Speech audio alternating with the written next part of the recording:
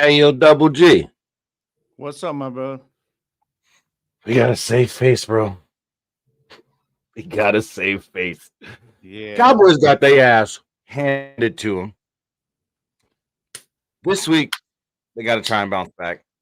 yeah. They got a good opportunity though. They got a good Last week, opportunity. So we're gonna speak last on that. week in college football was amazing. Definitely Mhm, going to talk a little bit about that.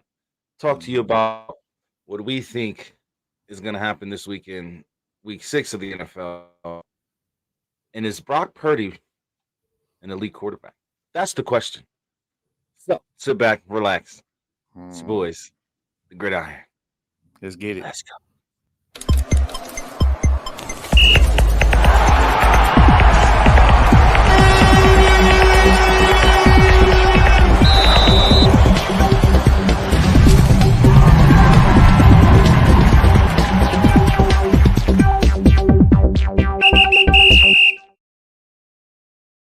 Good morning, good afternoon, wherever you are in this world.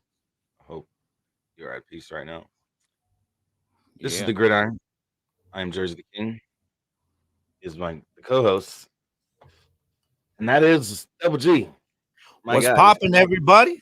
Good morning on this Saturday morning. I don't know if y'all out there trying to look at that eclipse we got going on over here in my area. It's going on right now. I look like got the glasses, looked at it for like 20 seconds, and I'm like, all right, I'm good.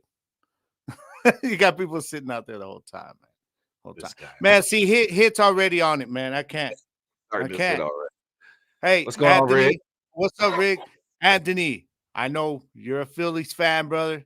So, may the best team win. I know Phillies technically are the better team, but hey, the Dodgers and the Brewers thought so too.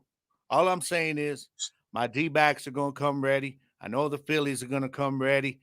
And I'm ready, man. You know what, man? What kind of BS is this? They have this game airing at the same damn time as the Cowboys and Chargers on Monday night, bro. I don't know Yeah, what the hell. I want to sit there with two damn TVs on. We're definitely gonna have to. You know what I'm saying? It's gonna be crazy. It's Yeah, gonna be man. crazy. I know a Yeah. lot of D-back fans are super excited about. I'm hyped, man. They picked me up, Jersey, after this week. I was down after Sunday night, and my D-back said, "We got you. We got you, That's man." Yeah. So they picked me yes, up a sir. little bit, man. So, but Well, yeah, I've had a man. So long week. I've had to sit yeah, back and linger. You know, it's my rough, man. Yankees are sitting at home. Oh, Yeah, yeah. yeah. You have rig. But Yeah. my Vegas Golden Knights started the season off 2-0, and tonight I get to go to a Vegas Vipers or a Man, Vegas they Golden had Knights. I saw that video of like that championship, that presentation they did the other day. That was so hype, bro. That was dope, man. I was digging that. I kept watching it over and over. I was like, that was clean, man. I dug that. Sure, I'm loving it because tonight me and my wife get to go to our first Golden Knights hockey game together. Nice, So nice. be lit. I think it's the third game of the season. Hopefully, we get to start the season off 3-0, and we get to get this dub tonight. So it's gonna be fun, man. I'm excited. Can't wait. 7 o'clock PST, baby. Oh Dig man, it. that's first hockey game. So how we feeling today, man? How we feeling today, everybody out there? Fun. Because I want to know. Man. It's been an interesting week in football. Everybody's been talking their ears. George Kittle, you're a great guy, but F you too.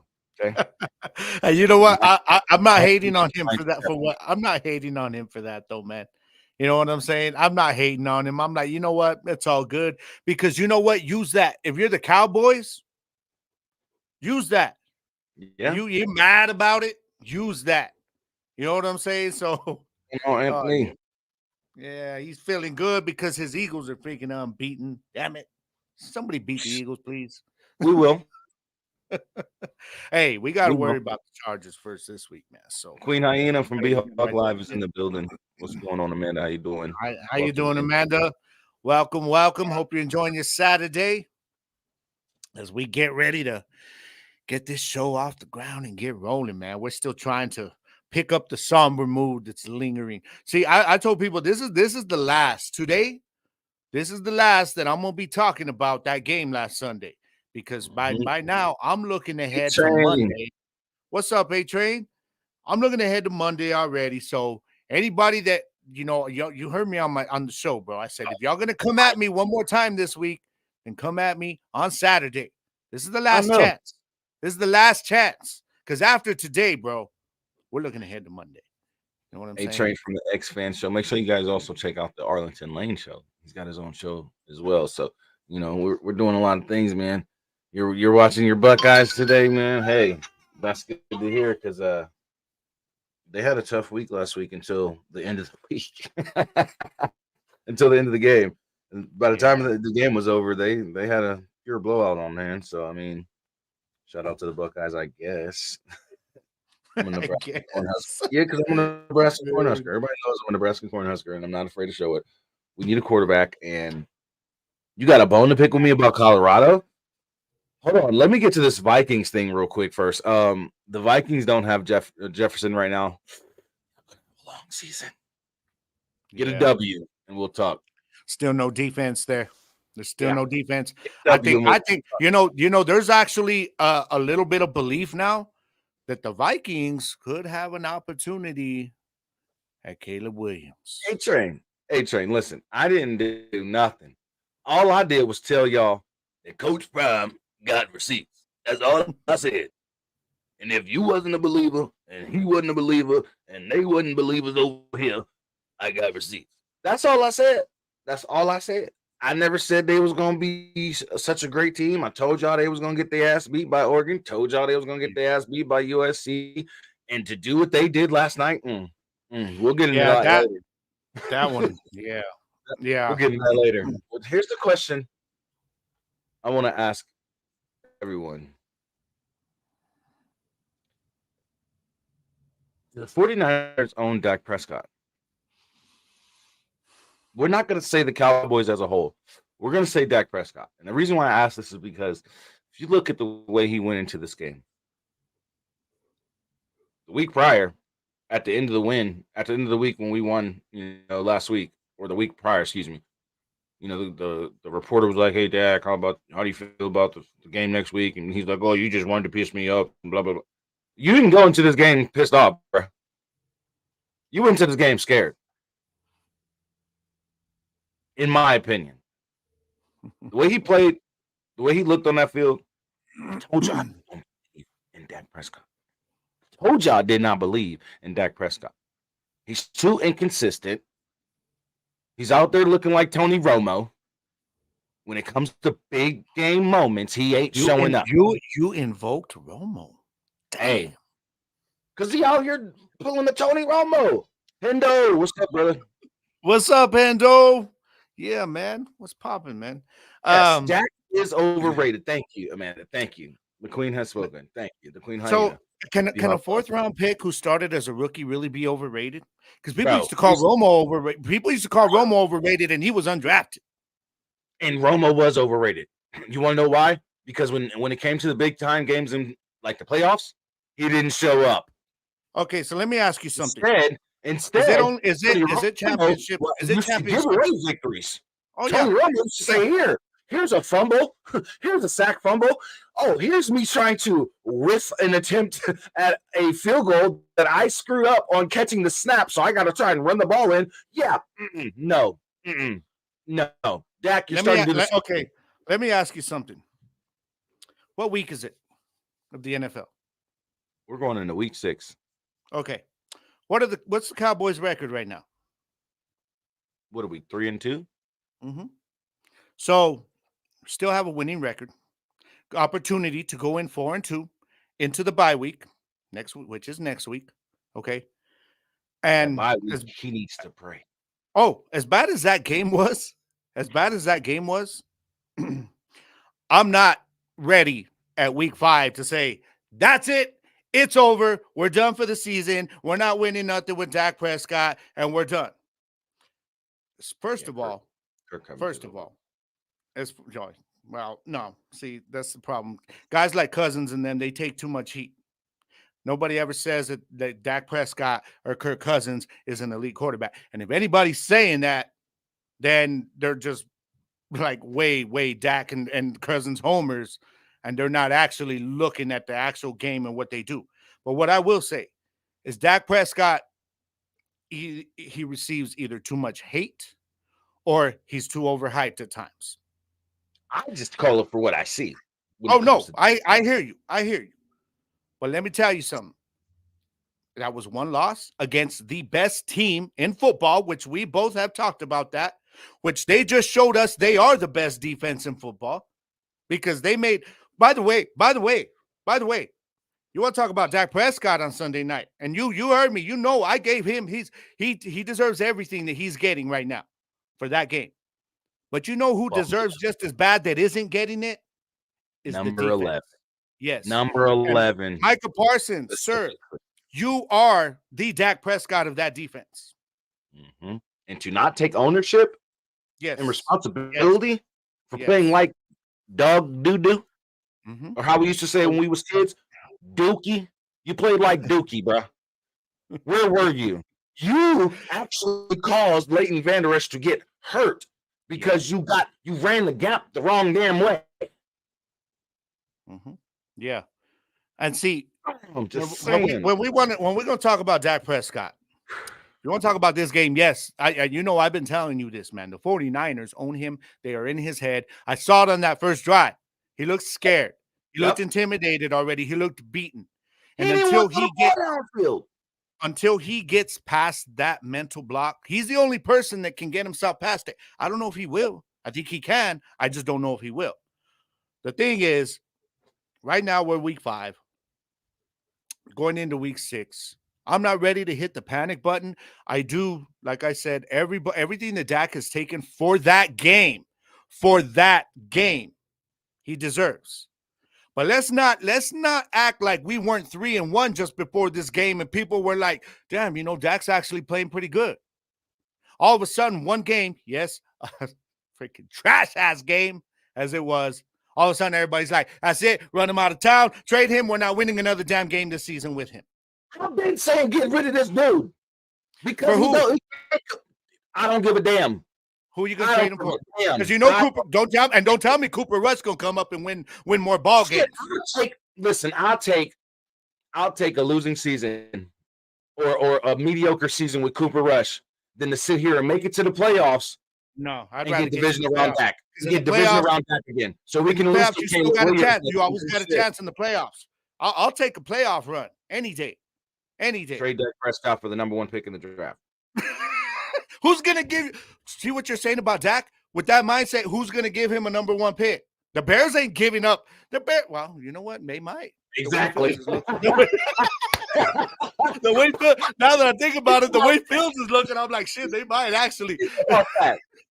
They might just say, you know what? Oh man. You know what? Let me tell you something though. Let me tell you something. Over Dak Prescott. Dak Prescott, statistically, let's just talk about statistically. Okay? Hi, Ramasita. Welcome in. Go ahead. He is among the best quarterbacks in franchise history statistically. Okay, as was Romo. I get that. What I'm saying, see, horrible. See, that's what I'm saying though. He's not a horrible quarterback. He's not a trash quarterback like people want to say. He's not elite. No, Dak Prescott is not elite. But he's not trash. He's not horrible. Otherwise, he wouldn't have kept this team relevant offensively over the last few years. You know what I mean? If he was a horrible trash quarterback, guess who he'd be looking like right now? He'd be looking like freaking homeboy down in Atlanta, Ritter. All right, Ritter can't throw a damn touchdown pass to save his life. Listen, yes, right here. Yeah, I agree. And see, Anthony, this loss was on Mike McCarthy. This loss was on what's our coordinator's name again? Our offensive coordinator's name? Oh shit, I don't remember. McCarthy calls the plays, so I don't think it don't really matter. Oh, that's right. McCarthy's name is McCarthy's basically our offensive coordinator. That's right. So this loss is on Mike McCarthy. Dak Prescott, Dan Quinn, and number 11, Michael Parsons. Period. Yeah. That whole defense follows Michael Parsons. So they didn't step up. You know, they did not. Dak Prescott was playing scared, and Dan Quinn and Mike McCarthy just did not make the adjustments they had to do. They didn't even come in. It didn't look like they came in prepared with a proper. I don't blame CeeDee Lamb for being pissed off. I No. do not blame CeeDee Lamb for being pissed off after that game. I get it. You But got to he- come back on national television in front of reporters and be like, I was just frustrated and stuff, everything.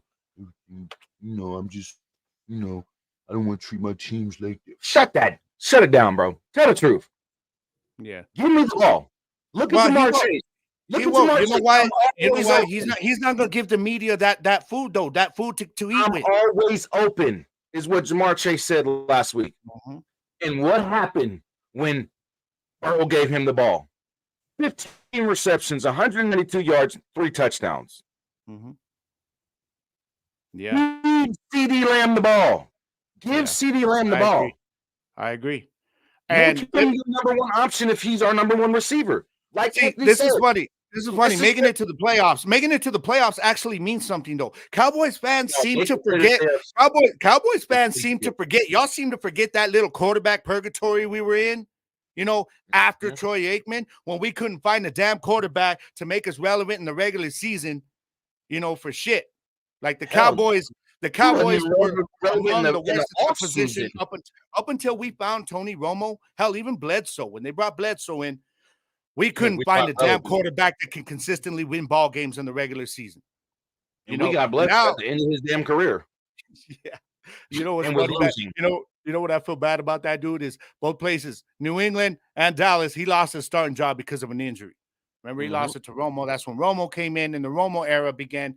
So all I'm saying is, Cowboys fans, if you're willing to go through that again, then fine.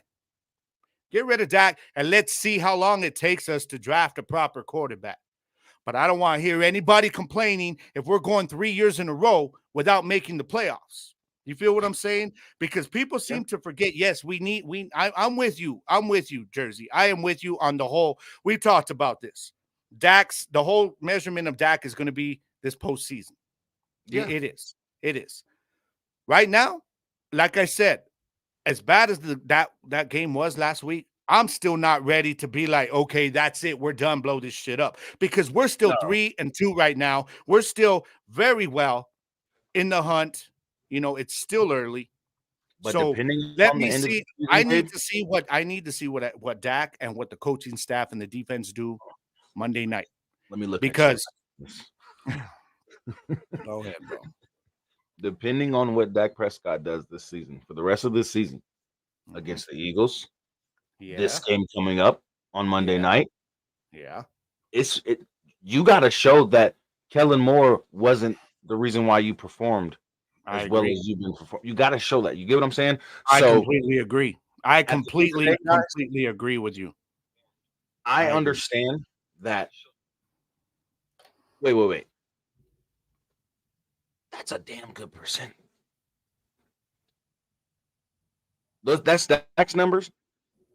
Don't say that's Dak's numbers and think that's gonna make me be like, oh no, he's not a good. Dak's a very good quarterback. He's just not elite. He hasn't proven that he's elite. No, that's just the God honest truth. And that's what I'm trying to tell people. Like, see, people want to tell me just because I tell them that Dak is not trash, like they say. They're like, oh, so you think he's elite? No, I'm not saying that. At all. And he did, and yes, let's highlight these interceptions because everybody wants to talk about his interceptions. He threw 3 interceptions against one team, the best defense in the league, the best team in the league. Yeah. Before that, he had 1 interception this season. Exactly, and that was in another loss. Yeah. So it's just it goes back to me saying Dak has just been too inconsistent for me to believe in him to lead us to a Super Bowl. Yeah. If the rest of this season he can bounce back from this loss and be very, very consistent on winning, getting CeeDee Lamb the ball, getting Brandon Cooks the ball, getting Jake Ferguson the ball, getting Michael Gallup the damn ball, you can tell that ankle injury really changed his mobility. Now let me ask you something. The whole thing about getting these guys the ball, you go back and watch the all-22, watch the tape, some of the highlights. You start to realize that a lot of that fell on Mike McCarthy. Because at some point, Mike McCarthy, you better start calling plays. Fine. If you don't want to get CeeDee Lamb the ball because he's being double teamed or he's being bumped at the line, then you got to start running some cross routes, running some wide receiver screens to get this man open. Whatever you got to do. Like you said, this is your wide receiver one. Get him the ball. Let him make a play. Let him make a play. And this goes, you mentioned Brandon Cooks, bro. I'm going to ask again what I've been asking people all week. So did we just bring Brandon Cooks here as a decoy? Is he just a prop on the offense? Bro, that's what I'm saying. Like, what is Mike McCarthy doing? He's not. Yeah, they're average at best. Okay, they're average at best, but what has it? Let's keep it real. That's through 5 games. No, this is a different type of offense. Let's keep that in mind. An elite defense, like Shannon Sharp keeps saying, if you have a defense who's out there able to give scoop and scores, pick sixes, turnovers, and scoring on defense and special teams, you don't need your offense to go out there and light up the damn scoreboard. You don't. What does that do? That puts your quarterback in a position to either get injured or throw interceptions or fumble the ball on sack fumbles because he's trying to hold on to the damn ball too long. Yes, which he was doing the other night. Again, I'm sorry. Players are sitting here. What's going on, B? Welcome in. Hey, B, how you doing, girl? Your other players are sitting here getting injured because now they're going super hard. But we can't, and look, we can't sit here and say it's interception central because he threw 3 picks against the best defense in the league. In one game. In one game. It's not like he sat here and threw an interception in every single game. Yeah. So let's pump the brakes on, Dak's interception prone, because that's not even Dak's history. Let's go back and look at his history. He's one of the best, actually, historically, in interception to touchdown ratio. He's one of the best historically. People don't want to look at that though, because they say he's crap. Okay, you say this is how it starts. Let's be real, Brahmasita. Let's go back to Dak's rookie year. Let's go back to Dak's rookie season, 2016 up until now. Which year has he been interception prone besides last year? Really do your research on this before you answer this question. Besides last year, when can we say, damn, Dak's been interception prone? Dak's been turnover prone. Gabe? There's been 3 other seasons where he had double digits, but 2017, which was his second year, that's the only one that he came this close to the 15 interceptions of last year, which was 13. And that, if you go back and watch everything that season, it was almost exactly like last year, where at least half of those interceptions you could probably pin on the wide receivers. Yeah, you can probably pin on the receivers. You're going to pin them because that is no excuse for the ones that were on him. Just like the other night, what I saw the other night, and I told you this, Jersey, is I saw my quarterback ultimately those last 2 interceptions. I saw him quit and just say, "Fuck it. Let me launch this shit and see if somebody gets this shit." I don't know. But you're right.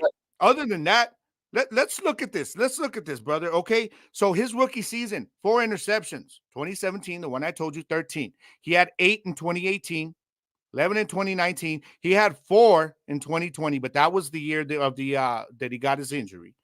And then we go back to 2021. Where he had 10, but that was the year he threw up 37 touchdowns too. So there was a lot of passing going on that year. And then, of course, we had last year. So overall, he doesn't throw a lot of interceptions. So people, like you said, this whole narrative, exactly. Thank you. See, my boy JP, as much as he hates the squad, he'll always come real with it.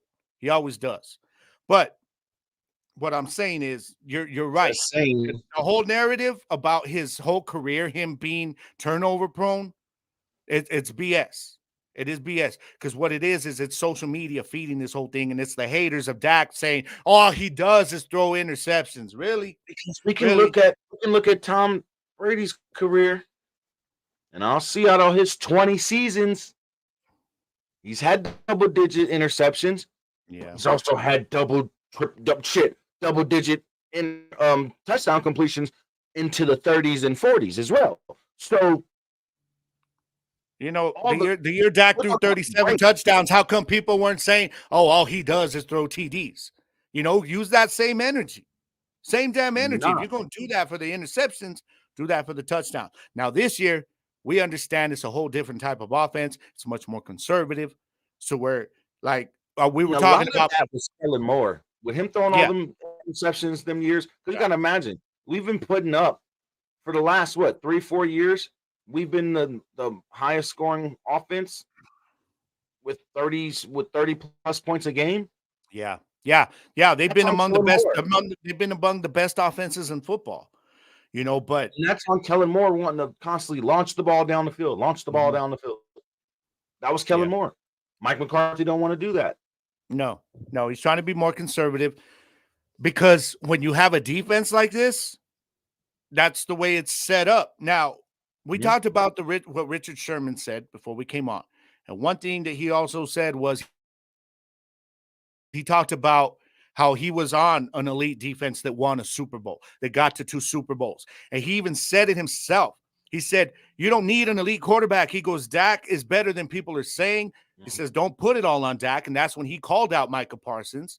And he said, if your defense is that good, he even talked about when they were in the playoffs and they had 4 interceptions by Russell Wilson, and the defense still kept him in it enough that he was able to come down the field and win the game. So when you have a defense like this, there has to be some accountability there because that's the way this team is built now, whether people like it or not. Damn right. Oh, for reference from my boy Jay Peasy, he says Josh Allen has 149 touchdowns to 65 interceptions. But nobody want to call Josh Allen turnover prone, right? Saying 171 to 69. Look at that. Mm-hmm. And you know what's crazy? And tell me, has Josh Allen got to a Super Bowl yet? You know what's crazy, though? Josh Allen came into the league after Dak Prescott. Yeah. Damn. Yeah. I mean, 65 interceptions. Dak Prescott has 4 more than you. This is who you would call turnover prone. Yeah. Because every season, this is the thing about Josh Allen compared to Dak Prescott. See, Dak Prescott don't get a lot of sack fumbles that he loses. Yeah. Josh Allen gets a lot of sack fumbles. It's not like just putting hate on Josh Allen because we all know he's an exciting player. He's a highlight player, but he's going to throw you like 2 interceptions, and then he's going to like lead you down the field to try and come back in that game. But the defense keeps him in games when he throws those interceptions. You see what I'm saying? The other night, I'm sitting there, bro, and I'm like, all right, we're down 21-7, okay? Mm-hmm. I'm like, let's come out in the second half, make some adjustments, and then we can get within the score. That didn't happen. I saw nothing different on the offensive side of the ball in terms of play calling. And then, like, the Niners just proceeded to run down the field, up and down the field on our defense. And it got to the point, bro, where I was like looking at the TV like, okay, so everybody on the squad, offense, defense, coaching, just going to lay down. We're just going to lay down now. Right. That's it. Yeah. This is taking that. Taking that. We're just so all right. So I'm assuming Micah Parsons had, Christian McCaffrey and Brandon Ayuk on his fantasy squad that night. He's like, man, I gotta let these guys. I gotta win tonight. I need to win. You know what I'm saying? So that was a bad all around, bro. It was shit. Michael was on the sideline looking at his phone like, dude, look at that ass. Yeah, man.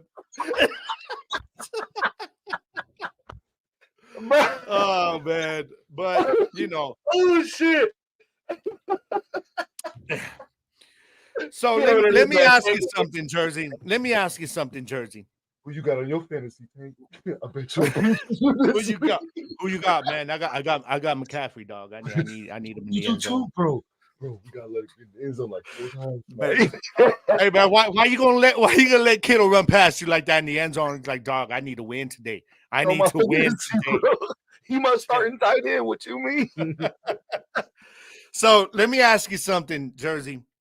In terms of Dak Prescott, now, what do you have to see from him Monday night? Because there's a good chance if our defense doesn't show up, which I expect them to. I do. I've had this week to kind of think about everything, let everything kind of cool down. But if they don't, we know what Herbert can do in that passing offense. They got Eckler coming back this week, capable of moving the ball very fast. We know it's Kellen Moore. Now, we do have an advantage here. While Kellen Moore does know, Dan Quinn's system, Dan Quinn also knows Kellen Moore's system. So if I like if this. if for some reason our defense doesn't show up and Dak gets into a shootout, would you be okay with us winning a very close game if Dak puts up? I'm just going to be hypothetical here. Dak puts up, let's say, 300 yards passing. They go away from the run game because it gets high scoring and 2 interceptions. Let's just say that. But he throws, let's say, 2 or 3 touchdowns. 2 touchdowns, maybe runs 1. Would you be okay with that, or would you still be on the I'm still not sure yet. We already know that he can throw at a high level when he has to, because he did it with Kellen Moore for so long. I guess what I'm trying to ask you is what do you got to see from him on Monday for you to say, okay, I'm okay with him now going into the bye week? Goddamn right, Rick. 1 point or 100 points. I don't care. Yeah. We get the win. I'm cool with it. But when it comes down to his personal performance, I want to see him play at the level he did in week 1. Okay. But we're talking 38 touchdown season level. We're talking pinpoint passes. We're talking looking for your number 1 receiver. Yeah. You know what I mean? Like if he really, if CeeDee Lamb has a huge game, it's because Dak Prescott was looking for him. Yeah. So that's what I'm gonna base it off of. We need to see that Jets game. We need to see that Jets game again when he just dominated. And this defense that the Chargers has, this Jets defense. I mean Chargers defense, for the names that they have, they are not the Jets defense. This defense is very, very susceptible to yards, to the run, to the pass. He can move the ball on these guys. Tony Pollard can run the ball on these guys. I do not see I'm wondering about CeeDee Lamb though, because we could very well see Asante Samuel Jr. on him and Derwin James. I don't know if Derwin's going to play in this game. He should be. Eat him up. Eat him. Let CD cook. The problem with Derwin James is a ball hawk. If he knows that ball is going to be going to CeeDee Lamb, he's going to be hunting from the safety spot. That's when I think you can get somebody like a Brandon Cooks. Let him cook. Yeah. Because if CD's locked up, let him cook. We brought this man in here for a reason. Mm-hmm. Let Brandon cook. Do you think McCarthy just doesn't know how to use Cooks? He don't. He needs to take some mother loving notes from Kellen. Yeah. This is how you use a stretch receiver. Yes. Yeah. This is how you drop back, because we have the offensive line. Man, look at our guard. What's that boy name? Tyler Smith? That boy's looking good. You like that, Riggs? That's dope, ain't it? It's called a tidbit. It's called a tidbit. It's got all these crazy little apps I could change. I can put a picture on there. I can put all these different whatever the hell weather, baseball scores, whatever, man. It's dope. I dig it. Yes. Thank you. I hate you. He says someone needs to enter the up, down. Right, the Konami code for my Cowboys. Come on now. They need to. They definitely need to figure out how to utilize Brandon Cooks, stretch the field. Yeah, take shots downfield with him. This is the perfect game.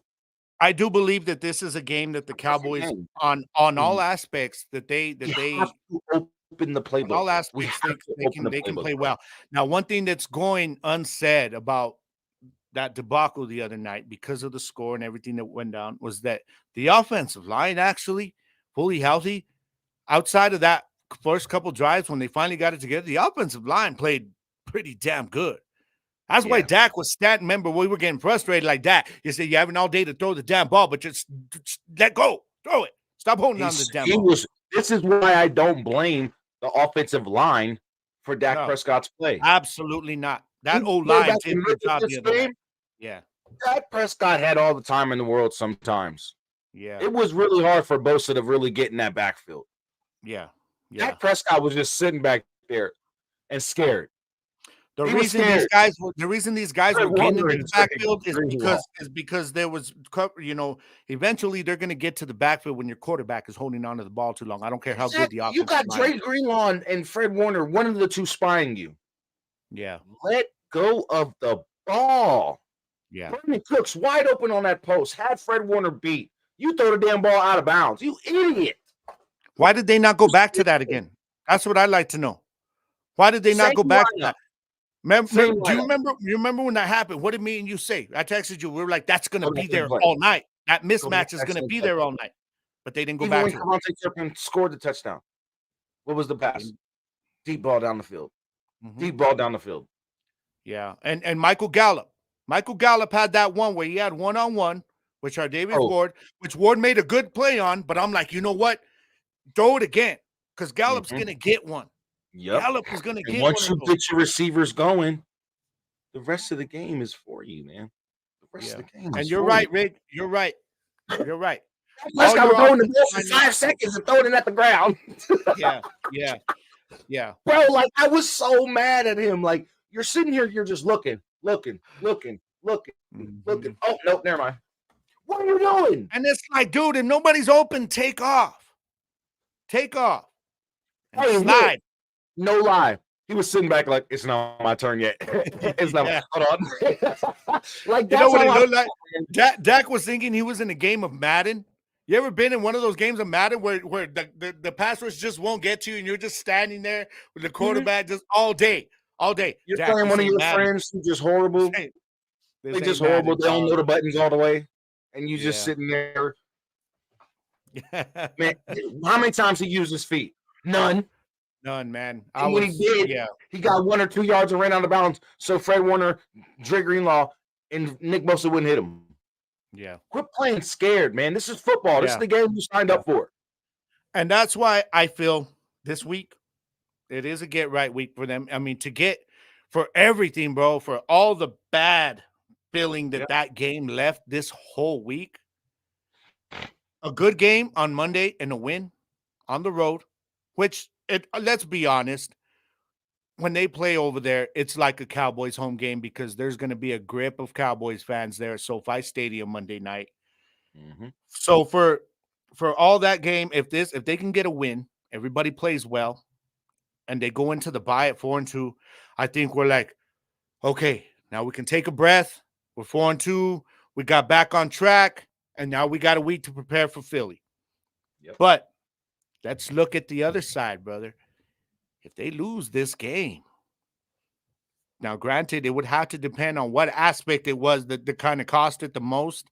Like let's just say, for example, Dak Prescott has a good game, doesn't throw any interceptions, but we still lose the game because we give up a lot of points on defense. Then you can say, okay, defense, what's the problem? Maybe it's play calling. Maybe it is Dak. Regardless of whatever reason it is, if we lose this game, bro, we go to 3-3 into the bye, then I start to wonder, okay, if we go to 3-4 after the bye, oh my God. Did he really? Deuce. We love you, Brett. Deuce, I got one thing to tell you. For as much as the 49ers own Dak Prescott owns Philly. He owns that team, 8-3.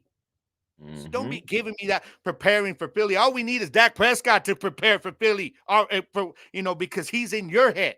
The way the Niners are in his head, Dak Prescott's in your squad's head. He owns you. Be nice to your dad. Be nice to your dad, because he's gonna be traveling into Philly for visitation in a couple of weeks, dog. Nice to you, Papa. But no, man. So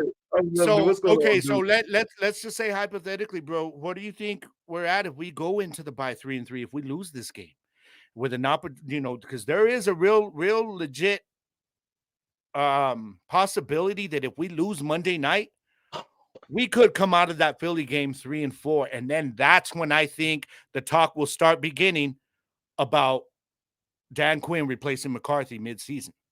If we drop below 500 after starting off 3-1, that the talk will begin. So this game is a lot more important than people think. When I'm looking ahead,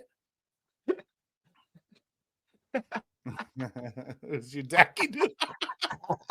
That's your Dacky. That's Jackie Deuce. Yeah, man.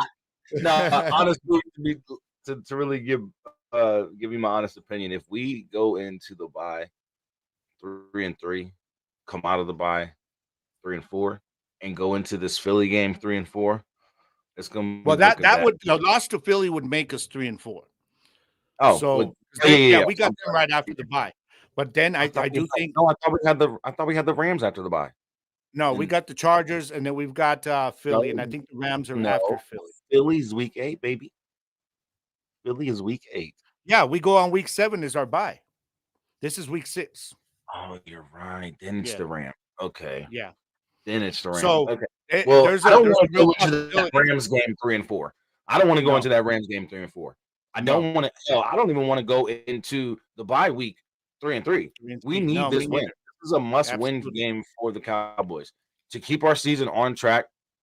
We can't. I feel like this. We need to end the season with 2 losses or less. Or, out of 2 losses. We cannot have 3 losses, because if we can beat Philly twice and the 49ers beat Philly in the regular season, that puts us fine. That's going to be tough, though. Beating Philly twice is going to be tough. It will. How? It will. Because I'm not. Said it. Yeah, he does. But you know what? That does not mean that Philly's not a legit team. Exactly is. Philly knows. That's right there, man. He does. He owns them. He does. And he does. It's not looking good for y'all on defense this week. So there could be no Darius Slay against. There is no Darius Slay, and there is no Jalen Carter. They are already ruled out. See it on Sports. They are ruled out for. And let's be honest. Zach Wilson is coming off a career game where he outplayed Mahomes. Mm-hmm. So Zach Wilson could very well, Garrett Wilson. You think it's that hard for us to beat y'all? You really think it's that hard for us to beat y'all? Y'all only beat us by 9 points last season with Cooper Rush as the starting quarterback. With Cooper Rush throwing 3 interceptions, and they still won by single digits. Yeah. Stop. Yeah. And then when we played y'all with Dak, y'all didn't have Jalen Hurts because he was hurt. Hurts was hurt. Yeah, but Hurts wouldn't have been playing on that defense anyways. The Dak lit up. You know what I'm saying? So at the end of the day, and as you've seen, even with Gardner Minshew, he couldn't get A.J. Brown the ball. Why? Because he was getting locked down by Trayvon Diggs. And now we have Stephon Gilmore that's going to play on A.J. Brown. And Stephon Gilmore is a lockdown cornerback. He's a lockdown. He's not so much of a ball hawk. He's a lockdown, will man you up and force you to be physical with him. He will cause more offensive pass interference calls on A.J. Brown than he would get defensive pass interference calls. That's just the way Stephon Gilmore is. And now you're bringing Deron Bland in, getting better. Yeah, I think Bland would be the perfect cover for Devontae Smith because he can match his speed. How many yards did Ayuk really have last week? How many times did he really beat our boy Deron Bland? Let's keep it real. Debo was lighting us up. Yeah. Ayuk wasn't really lighting us up like that. Deron Bland played a damn good game last week. That just shows he's getting better. Y'all about to be a 500 team. Stop it, Deuce. Stop it, Deuce. Y'all got to get y'all first loss. Keep playing. The 49ers going to do the same thing y'all did to us. Man, and you know what, man? Philly cannot look past the Jets this week because that defense is still legit. That defense is legit. And I'm sorry, but the way Bradbury's playing this year, Bradbury ain't locking down Garrett Wilson, even with Zach Wilson throwing the damn ball. And Breece Hall now getting a full load. Hold on, though. We want to talk about the Philadelphia Schmeagles. Y'all ain't been having the best looking offense all damn season or the best looking defense. Stop playing. The only team y'all really blew out like that was the Buccaneers. Stop playing. And y'all barely won that game. It took the fourth quarter. Stop playing. Stop it. Look at the damn Patriots. Y'all beat barely the beat Patriots the by lowly 5. Y'all beat Vikings. the Patriots by 5. We beat them by how much? Now you done made me stir it up, Deuce. Hold on now, Deuce. We start the Patriots. Y'all beat them by 5. Play with us if you want to. Michael Parsons, you hear me? I'm standing up for you, dog. You better bring your A game this week. Shit, the week in the bye. Right. You better bring your A game in the bye, too. Because, bro, we need you. I'm gonna need you to breathe, bro. I'm gonna need you to breathe right now. Woo. Damn it, Deuce. That's right. The Commanders took you out of OT. Yeah, that's right. Damn, That's right. how well, Man, how well did he Washington do? should have won that damn game. Washington Damn should right. have won that damn game. Just like the Jets should have won against the Chiefs, but were cheated. That was bad. Just saying. And the Chiefs, they're looking like crap too on offense. 19-8 against the Broncos. Yeah, man. With Dumbass Kelsey. Broncos. Stop playing with me, man. Man, I stopped watching that damn game. It was so damn boring. Come on, man. Well, let's look. All I'll say is this. Earlier in the week, on my show, Gridiron Nation, if y'all ain't heard it, y'all need to go on Spotify, check it out, follow me. Definitely do. I did talk about it was still fresh. You know, it was on Tuesday. It was still fresh after that loss, and I wasn't ready to make my prediction on the Cowboys game yet. Okay. I do feel now. I do think that the Cowboys should win this game Monday. They should, because I think it's going to come down to the defense. As good as that Justin Herbert-led offense is, and Eckler coming back healthy, there is no Mike Williams. You know, Keenan is still one of the best route runners in football. He's having himself a hell of a season. But I think the defense, let's be honest, who needs to prove themselves more in this game, Dak or the defense? I said Cardinals or Birds too. You do. No, honestly, they both need to show up. They Yeah. both need to show up because let's look at it for what it really is. The Chargers' offensive line isn't the greatest, but it works in that system. They got one All-Pro who's a badass, Rashawn Slater. That dude is a monster. Yeah, that's it. Slater's your only All-Pro offensive lineman. You think? How many All-Pro defensive linemen?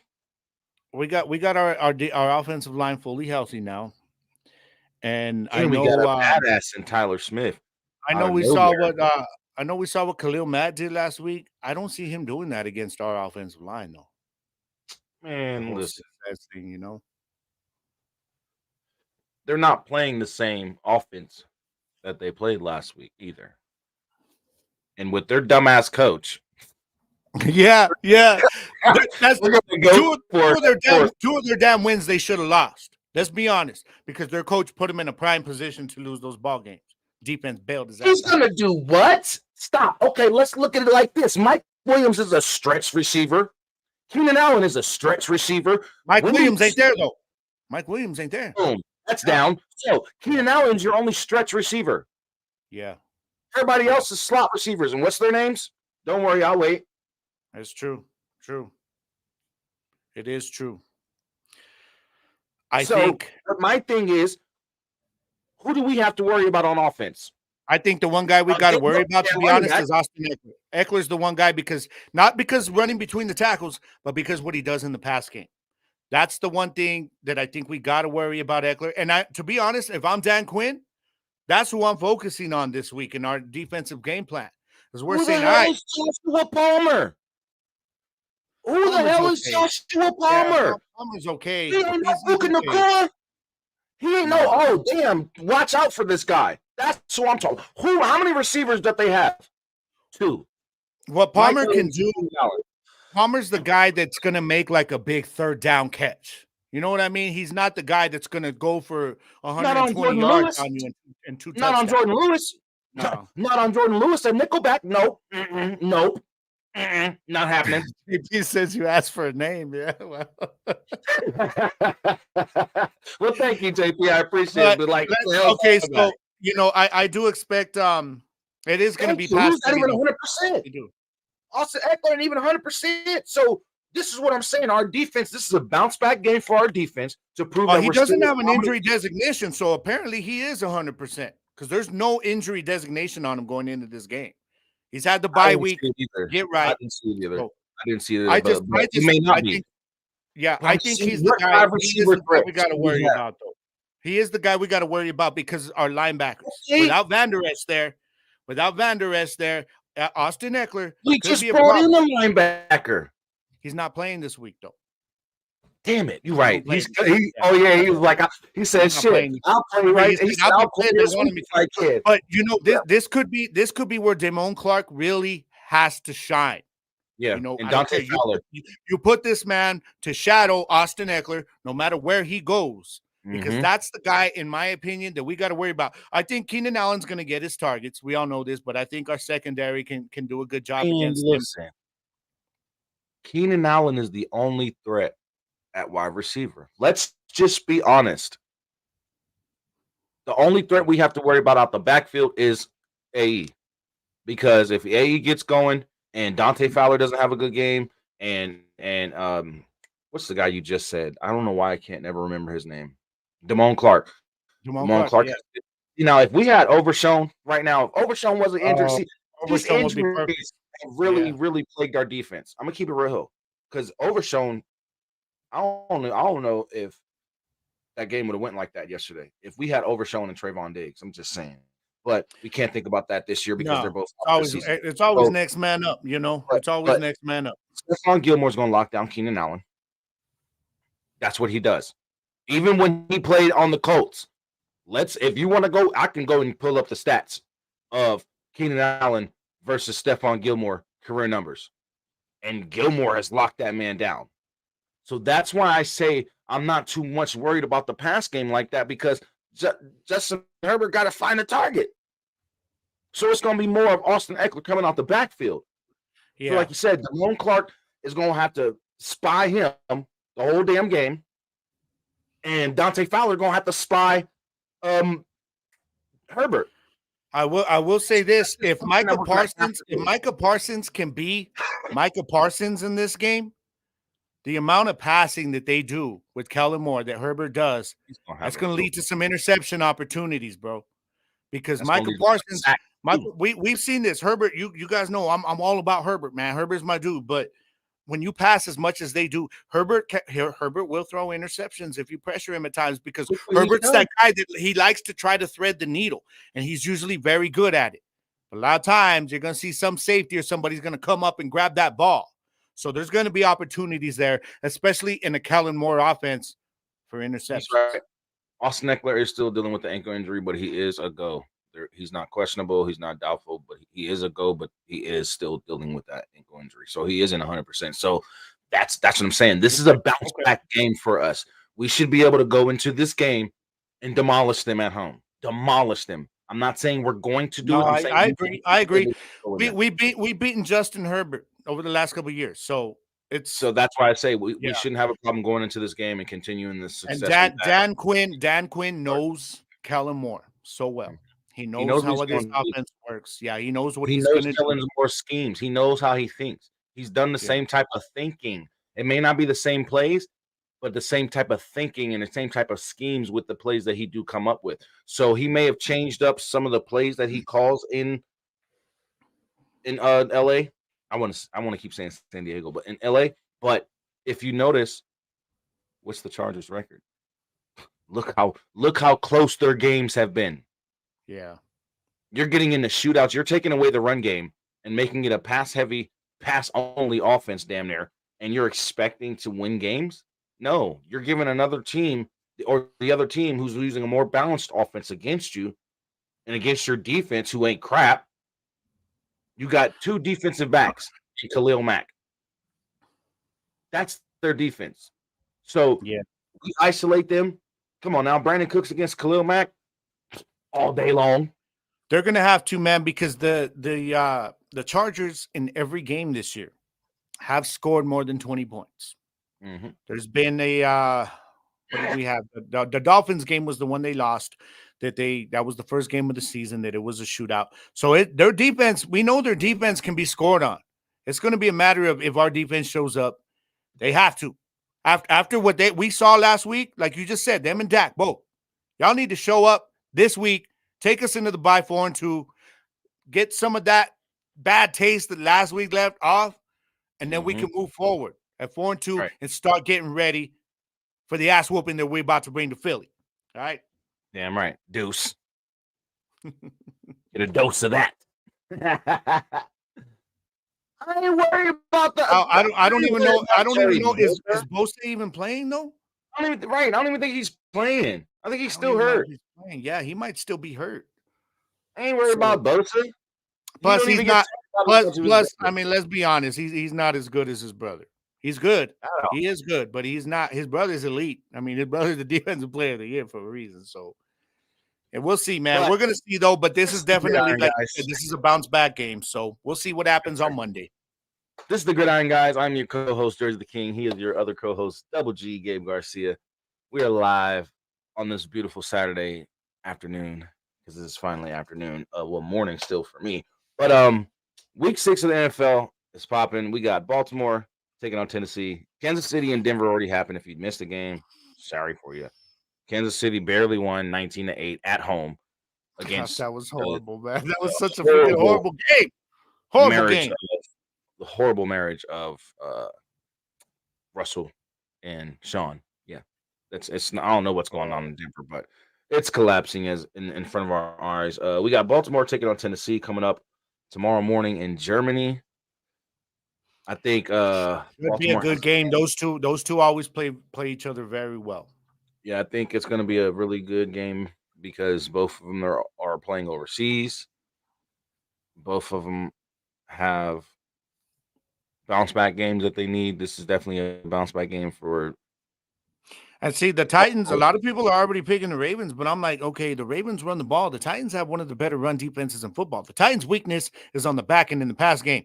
Ravens aren't scaring anybody in the pass game, but this could be the game that Flowers completely goes off, dude. Like, if I'm in fantasy, I am starting that dude this week. Yeah, so I'm a run with Baltimore. Honestly, I'm a run with Baltimore, but I think it's gonna be a really close game. I think Tennessee's gonna make it a tough outing for them. I'm gonna go with Titans on that one. I think the Titans can pull off the upset. I do think though, either way, it's gonna be a close game. It could be a very low scoring game by both teams. So because the Titans, we know what they like to do. They like to run Henry. Last week was the first week that they actually finally started getting D-Hop involved. So we're gonna see how that plays out, man. But the Ravens, we'll see. I mean, they're without Beckham, but does that really matter? Because Beckham ain't done none of this. You're right. Yeah, but I expect it close. Next up, we got Washington versus Atlanta. Atlanta's at home, and I think Tennessee has the advantage too because they're at home. But, we don't. I'm just looking at the comments. We don't have no Washington fans, right? Because if there is, I don't even want to hear any Washington fans talk about the Dallas loss last week because how we got blown out by the best team in football. Y'all got blown out by the worst team in football. Embarrassing. In your own house. They're not even the worst anymore because of Washington. They're tied with Denver. They're tied with Denver and Washington. Like, the hell out of here. Come on now. Yes, definitely like the stream on YouTube if you're watching on YouTube. Show your love on Facebook as well. But yeah, man, I think Atlanta's actually going to win this game. I do too. I think Bijan Robinson's going to be the difference maker in the game. I think he's just going to have a ball. I think he's going to run. And I'm wondering if Atlanta maybe finally started to get Ritter in a little bit of something with Kyle Pitts last week. We'll see if they can kind of pick up. They were finally getting in the ball a little bit last week. I don't know. I still think Ritter's trash. I actually had somebody on another show this week tell me he's not trash. He's up and coming. I won't say the show because he ain't supporting our show. But what I will say, I was like, dude, really? Up and coming? No, CJ Stroud is an up and coming quarterback. Okay, that's an up and coming. Desmond Ritter is not an up and coming quarterback because he ain't shown nothing about him being a legit starter in this league. It's his defense and his damn run game that's freaking won the damn 2 game. Sorry, I had to get that out. This is what Atlanta Falcons fans are saying. We want Taylor.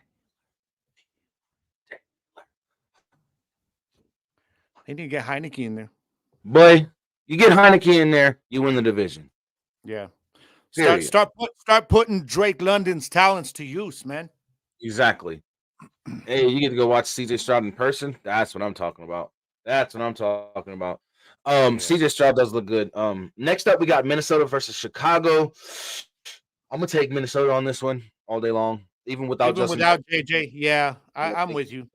I think Kurt has a good game against that weak ass defense over there. Next Even up, even though the Vikings have a weak defense, but I yeah, need to see Fields to DJ more than just 1 week, more than because just 1 week. So that's all we've seen. Now, if they yeah, I'm connect, with you. Yeah. then it might Plus, be. plus, let's remember they're starting 2 running backs are out. The Bears. Mhm. They're bringing in Dante Foreman, who's been inactive for like the last 4 weeks. So Yep, that whole run game is going to go around Fields. I don't even know. I know that defense for the Vikings is bad, but if Fields has to run all day, uh, will he make it out of this game? We'll see. that's We'll the see. question. All right. Next up on the docket, we got Seattle going into Cincinnati. This is a Uh, good one. This is a this good one. one, I ain't even gonna lie to you. Even though Jamar Chase had a great game last week, and Joe Bengals, I called him Joe Bengals. Yes, Joe Bengals. Uh, Mr. Joe Bengals. Joe Burrow had a decent game last week. I still think that Seattle's actually going to win this game.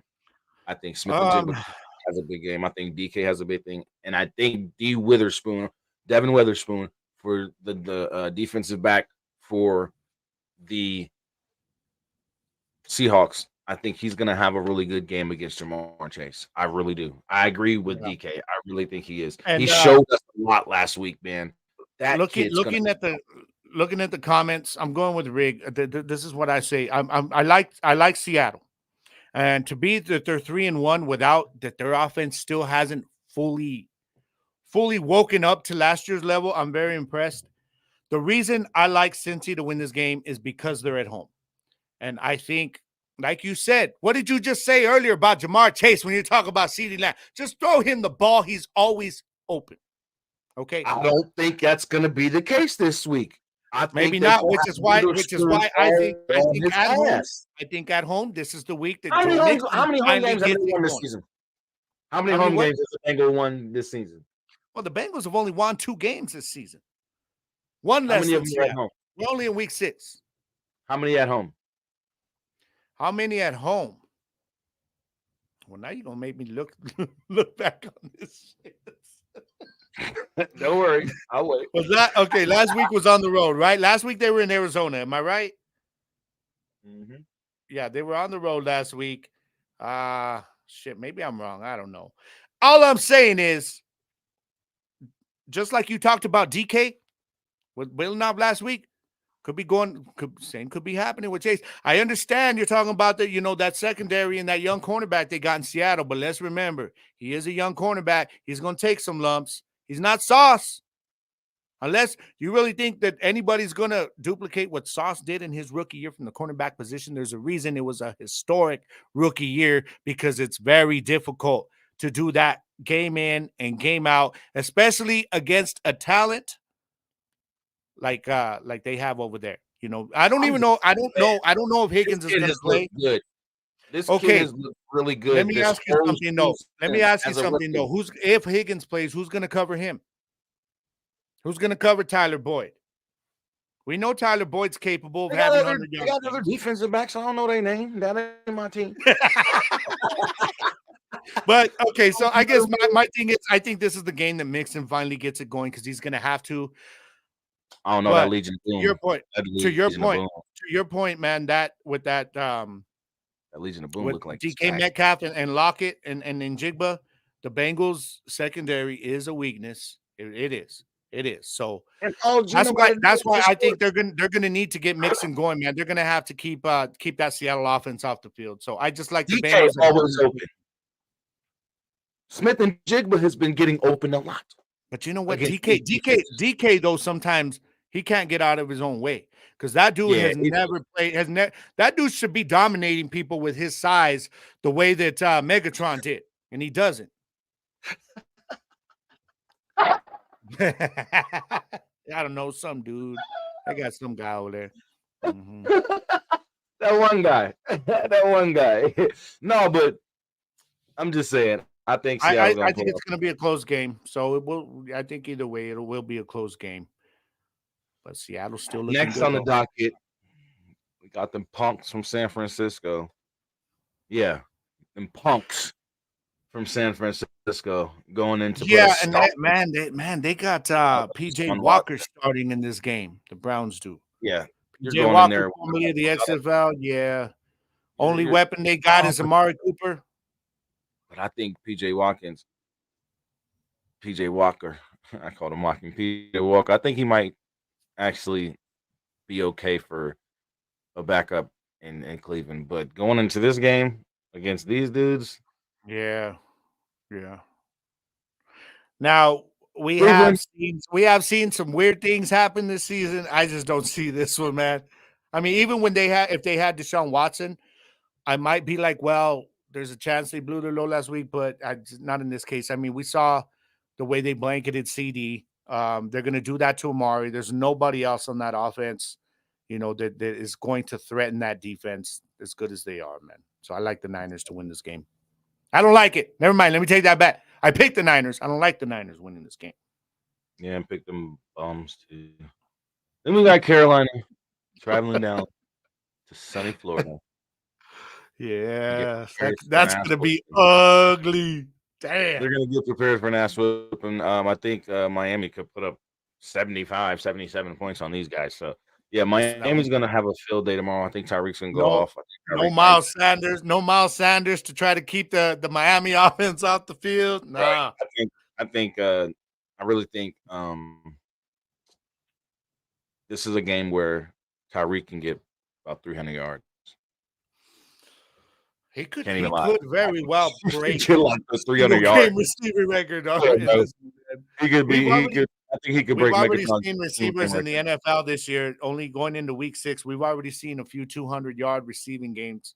So and Tyreek's had one of them. Yeah, this could be another one. This could be another one. This could be one of those where him and Waddle both top 150. If I'm being honest. He said right? He said the Dolphins are still scoring on Denver. They're just going into this game to continue what they did. So, yeah, I got the Dolphins winning that at home. Then you got Indianapolis taking on Jacksonville. I think this is going to be a good game. Gardner Minshew is actually looking pretty decent for filling in. Their pass game opens up so much more with him than with Anthony Richardson. And speaking of Anthony Richardson, bro, like they have really already made him an injury-prone quarterback by rushing him out there the way they did this year. Now he's on IR. He's already missed games this year. Damn. I feel bad for it. Yeah. They did it. But I do have Jacksonville winning this game by at least 7 or more. I'll take that. Yeah, I think that win over the Bills last week could be a good turning point for this offense. That was a big win for them. So I'm with you. I got Jacksonville winning that game. Then you got DJ Stroud and them boys at home taking on New Orleans. And this is a big game, AFC South versus NFC South. I honestly think CJ is going to have a big game. This boy has not thrown an interception all season long. No. I think he has a big game. To be honest, I don't. And I'm a CJ Stroud fan. Texans at home. That defense. That defense for the Saints is legit. That defense is legit. That defense for the Texans is legit. They're not as good. They're not as good. They're not as good as New Orleans defense. No. Then why they got a better record than New Orleans? Don't get it twisted. Then why do they have a better record than New Orleans? A better record than New Orleans. New Orleans is 3-2 right now. And Houston is not 3-2 as well. Aren't they 2-3? Am I looking at that wrong? Yeah, they're 2-3. Oh. They're 2-3 right now. Remember, they blew that game to Atlanta last week. That's a game they had no business losing that game. That's what they was. did. They did. You're right. But still, they had no business losing that damn game last week. I don't know what the hell, man. If Derek Carr ain't back, Houston's winning this game. Jameis Winston is done. Oh, Carr's back though. Carr's back. They blew out. We saw what they did to Belichick last week in Belichick's house. They blew him out. Well, we did the Belichick, and then we did in our house, but they went in to Foxborough and shut them out. Yeah, That's they did. crazy. Belichick 2 weeks in a row, dog. That's insane, man. The That's offensive insane. coordinator need to go. And Yeah, like Bill Belichick's like Jerry Jones. He puts so much into his draft picks because he's the yeah, one drafting. You know what I mean? yeah. So he kind The of bites Saints, the himself in the Saints, are, the Saints are coming into this game, man. Ranked number 4 in overall defense. I could see Lattimore, and now while CJ Stroud hasn't made mistakes this year, it's coming, and I could see one coming against this defense. I think Derek Carr and that offense is getting it together, especially now with Kamara back. So I like the Saints to win this game. And as much as I like CJ Stroud and what they've got, what they're building there, no, I see the Texans losing by double digits. To be honest. Rick, do you hear this blasphemy? Sweet. Well, all right. Double digits. No, I have Houston actually winning this game Okay. by like 6. All I right. ain't gonna give them those. I ain't even gonna give them a full touchdown. I think they win by like 6, to be honest. I think it's gonna be a close game, but I think Houston edges it out because of that young defense and just CJ Stroud. I think CJ Stroud's just gonna have a massive game. He's gonna prove that he deserves He's to be a gonna have starter. to because that defense is elite this year. He's gonna have And to. I think he's going to show that he deserves to be here as a rookie because he's played some good defenses so far this year, and he still ain't Yeah, throwing an and I like CJ Stroud. I just think he ain't throwing an interception against elite some really good defenses, some which really means really good defenses. So he's due. He's due. hater, hater, we gonna hate on your guy. Oh Anyway, man. speaking of New England, coming off a debacle for the last 2 weeks, they're going into the Raiders' home. They're coming out here to Las Vegas, and the Raiders just came off a good win last week. Close win, close game, but Yeah. they win by them. So I actually have the Raiders in this game. New England is just lost. They're done. I got the Raiders too, man. You know, the Raiders beat while the Packers and Jordan Love are still trying to find their identity there. Right now, the Packers are still a better team than the Patriots are.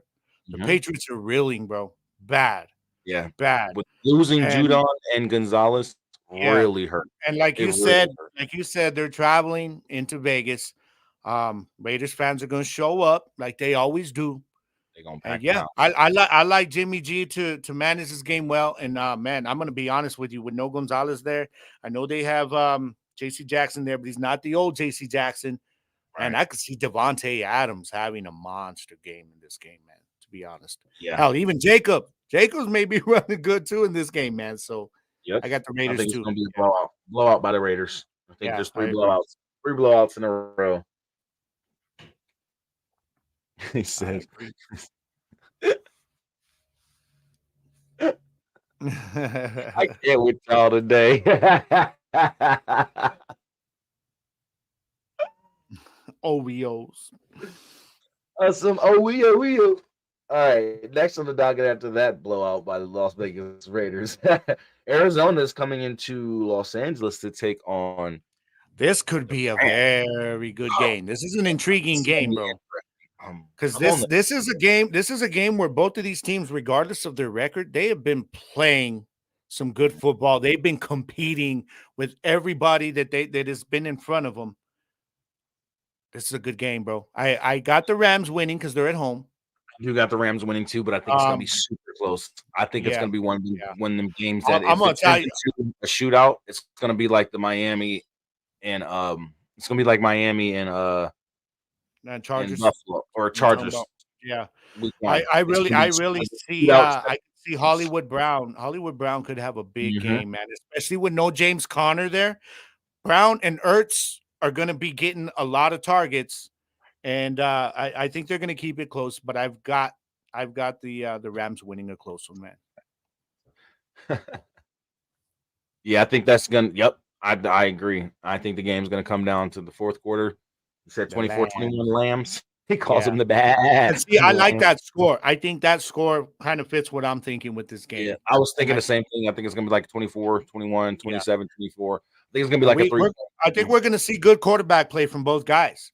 Yeah, you know, because Dobbs has played well this year. We know Stafford's looking like his old self. So, and Cooper Kupp, man, Cooper Kupp, help me out, baby. Give me another big day. According to Dan Orlovsky, Matthew Stafford's throwing the the football the best out of any quarterback in the league right now. Whatever, dude. Anyways, Dan Orlovsky, just get off TV. How you that rich and you come on to First Take with dirty? Yeah, I'm not a fan of Orlovsky either, man. Come on, bro. You got on dirty ass white shoes, some ugly dirty ass white shoes on top of that. Beat up.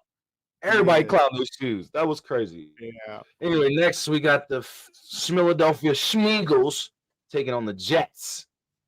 And now this game I'm excited about because I think the Jets are going to pull out an upset. I think Zach Wilson has another game like he did against the Kansas City Chiefs. I think this boy's confidence right now went from here, like way the fuck down there, to here. I think this boy is on a rise. I think he's feeling like, okay, I can. Yes, I can. And that's what Zach Wilson's in the mirror saying to I can. Yes, I can. I can win this game. Yes, I can get us to the playoffs because I think Aaron Rodgers is going to come back. You know what? Yes, I got to say this real quick, bro. You can see over the last couple of weeks the Aaron Rodgers effect in terms of him coaching Zach Wilson on the side. Because Aaron Rodgers he seems to have some kind of sense of pride when they talk about it. Like he's like, no, I'm coaching him up. I'm helping him. You know, I see something in him, and you can see it on the field. You saw it last week. Yes, they did lose to KC, but he did outplay. Yeah. Let's keep it real. They should not have called that pass interference on that interception. No, hell no. Pass interference after the interception was already made, and then you called a pass interference on somebody who ain't even get the ball. You see that play you see that play that people are posting that it's showing they're trying to get to Mahomes and the dude is being held. He's like this. They're turning him around, and the ref's like, I don't see shit. I don't see nothing. Bro, I was so livid with that whole game. There were so many calls that the Chiefs got in their favor. Yeah. That kept them in that. So don't sleep on the Jets. With you, bro. I am with you. I'm actually, this is going to be my Gridiron on my show. This will be my hot pick. And it's not because I'm hating on the Eagles. The Eagles, even Eagles fans will tell you, they have looked beatable. This time last year, bro, they looked like nobody was going to touch these boy. Yeah. Hurt. They look 724. He's a huge Eagles fan. Even he posted on Facebook, he's like, we don't look the same, but we getting our dubs. But we don't look the same is the key phrase. Yeah. We don't look the same. And I think the keys here is going to be that defense. And I think Breece Hall, he's getting that full workload now, man. Breece Hall is going to be a problem here. But watch out for Garrett Wilson, y'all, because without no Darius Slay there, no, Brad Berry ain't holding him down. I'm gonna put it that way. And if you want to bring your safety back to double up, Breece Hall's gonna kill you. Okay, so I like the Jets in an upset too. I'm with you, bro. You think the Eagles have been holding back? Come on, man. You want to go and look at how many times Jalen Hurts has been this season already? That's the one thing they are holding back is Jalen Hurts running. But why? Because he just got paid. He just got paid. We're not trying to get him hurt with all that guaranteed money. And then on top of that, AJ Brown wants the damn ball. Yeah. And they don't want to be that offense where they're looking like Lamar Jackson and the Baltimore Ravens. Yeah. Depending on Jalen Hurts' feet to always get them out of sticky situations. No, they want to be a more balanced offense. That's why they're looking like the Cowboys offense out there, trying to be more balanced. That Sauce Gardner AJ Brown matchup is going to be a fun one to watch this week. It's going to be fun because Sauce Gardner is a lockdown cornerback who's also a ball hawk. And I think Reed is coming back on the other side this week, right? Is Reed coming back this week on the other side? So. Yeah, so I got the Jets winning close game, 25-20. I think it's going to be the Eagles Patriots game in reverse. This game should have been flexed to Sunday night.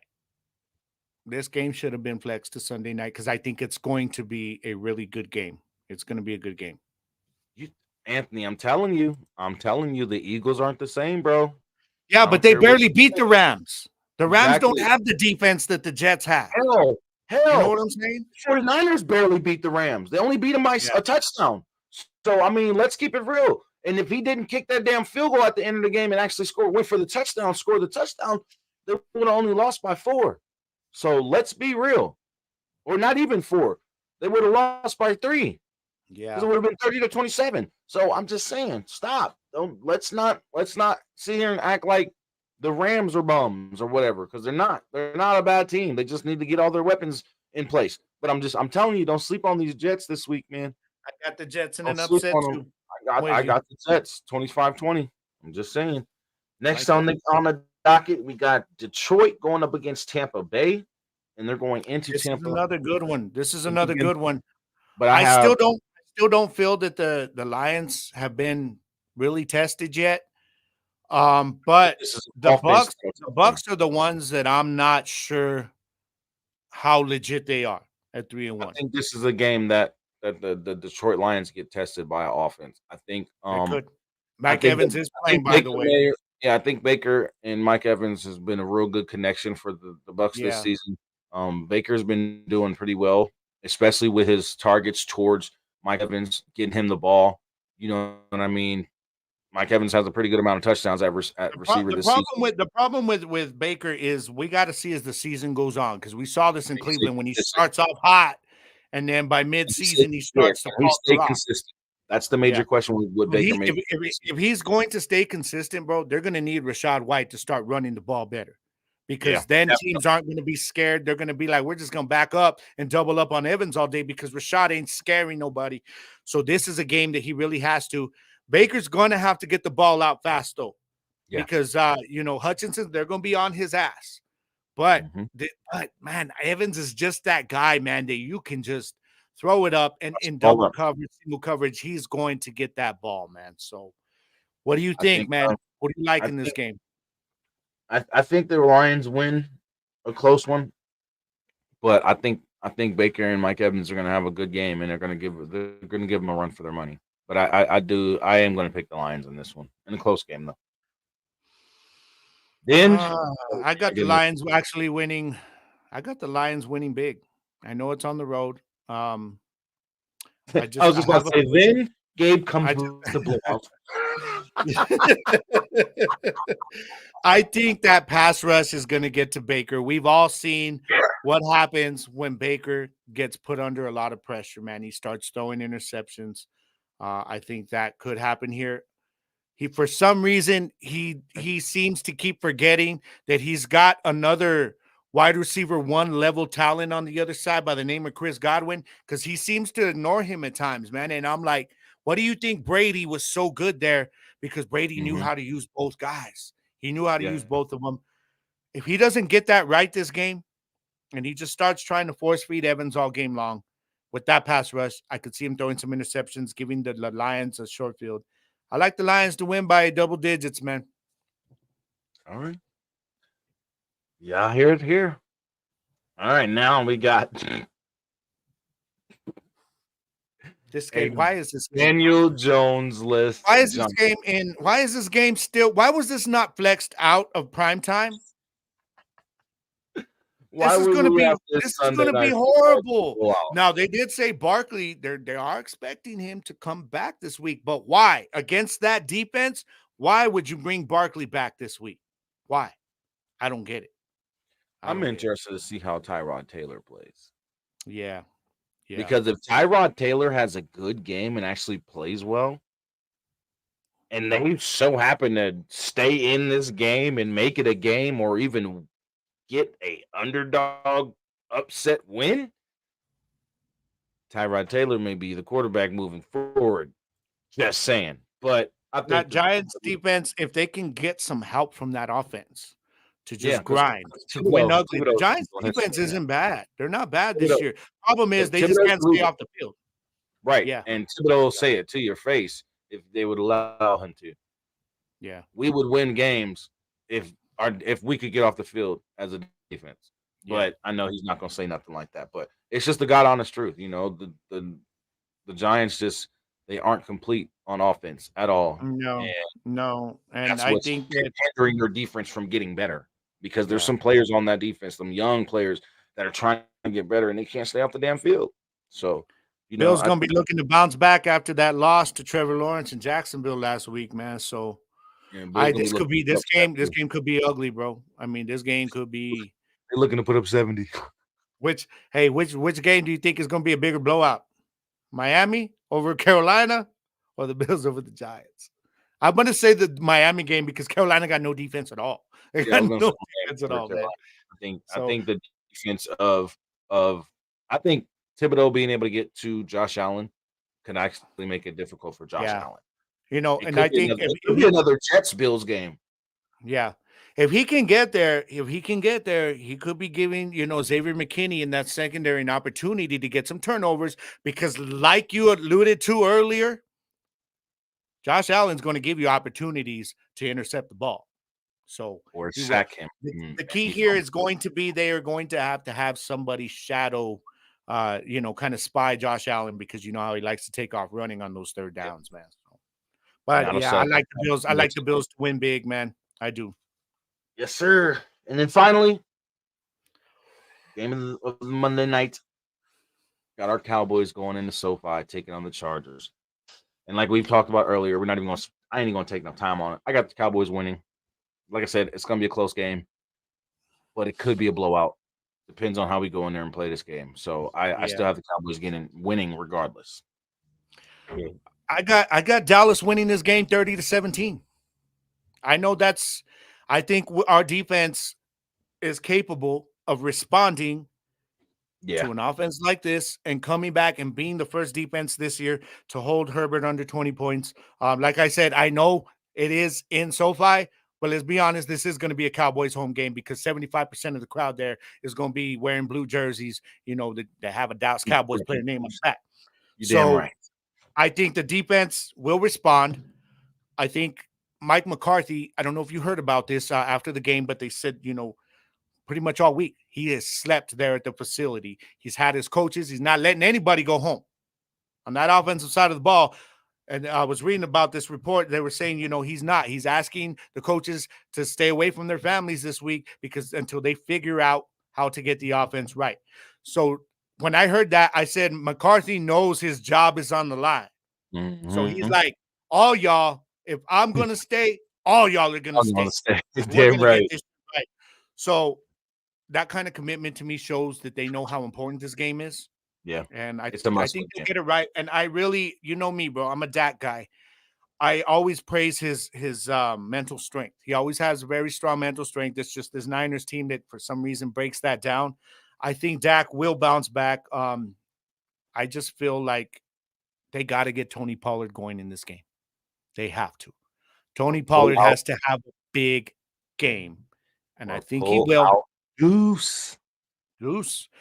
I think Tony Pollard, though, has a big game, and I think the Cowboys win 30-17. Pull out Deuce. Why not? Deuce in spaces. Why not? Tony Pollard and Deuce could have a big game. Hell, all three of our running backs could have a big game. Yeah. Also, I do expect Ferguson to have a big game this week, man, because they got no linebackers that can cover that man. They got no linebackers that can cover him. He's on one of my. Yeah, I got him too. I need him. Give me a couple touchdowns, Ferguson. That's all I ask. All right, real quick, let's get into some mail time.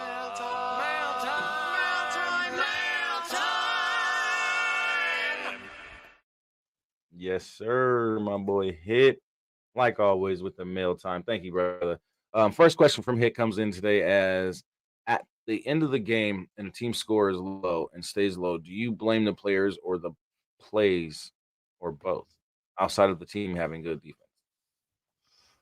I like this question, man, because I touched on this after this week about this game, how the media and everybody, how they were blaming Dak. They were blaming the Cowboys offense. Yes, they did their part for lack of, showing up, but they were doing the Niners defense a disservice, bro, because the Niners defense, they came out hitting on all cylinders. They came out fully focused.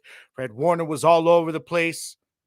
So, yeah, I like this question, man. I like this question because teams tend to do that, especially when it comes to Dak Prescott and the Cowboys.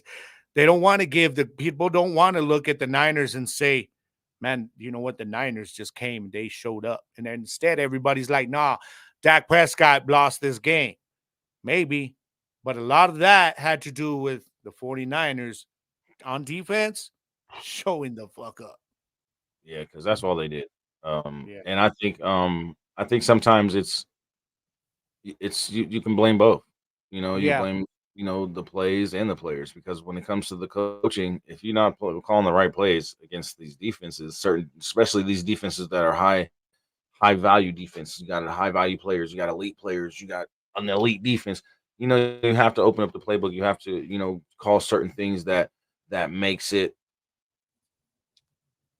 intricate in the game. Call plays that are intricate plays to where you're like, damn, did they call that play? Yeah. Where the analysts on TV the next day are like, oh, well, they ran this, and this, and he did this, and this, their person did this, and this is how they confused the defense and everybody else in the world because you know what I mean? The play was so intricate. So yeah, you can blame both, to be honest. You can Now definitely. there is some games like last night's game, or should I say Thursday night's game, excuse me, where the offense is where it's not really about good defense, it's just trash offense on both sides of the ball. Mm-hmm. Mm-hmm. So it That also too. depends. Like it can change from game to game. Yeah. Yep. Yeah. It can That change too. from game to Definitely. game. All right. Second question is back to the whole merge thing. Regardless of how the teams are set up, do you want to see more super fans being a thing, or should it be called something else, but with the same mentality? Hell yeah. Hell yeah. Super fans is what drives the leagues. Let's keep it real. Even in the NFL, you got your super fans, you got your people who dress up, paint the face, paint their body, you know what I mean? Come in there half naked and, all the crazy stuff. We are what make the entertainment portion better, because not only do you get good football on the field, whether it's two great defenses sitting here dominating the game and the offenses just can't get shit going, and you just see a really good defensive game, or it's just an amazing blowout, whatever. I'm just saying, the fans, when you're sitting at home watching on TV and you look at these super fans at these games, it gets you hyped. Like, look at this dude, look at this lady, they're Yeah. going freaking great. You know what I mean? So keep it super fans, because that's what we are. We're super fans. We're fans that are willing to go I'm with above and you. beyond for our team. You know what I Mhm. mean? They're willing to paint their face. They're willing to be out in Buffalo in snow, half naked, No, with their thank face you. painted, their back painted, and all this other crap, and they're just going crazy for their team. Things like that. Yes, super fans are what makes all sports more Yeah. entertaining. Yeah. It's They, true. It's they true. can't And take away that title. super fans are to me the ultimate, I guess I want to say like the poster children for the term loyalty when it comes to being a fan. Because a super fan, bro, is going to be there every year, every home game, even if they're winless. It could be 0-16 going into the last game of the season, and that super fan still gonna be there, geared up, pumped Searching. up, trying to root their team on. And that's what I love about super fans, because they are the ultimate sign of what loyalty as a fan really is. Yep. No matter how bad the team's doing, no matter how good the team's doing, they're there supporting the team. And they hype, like you're right. You'll see them on camera.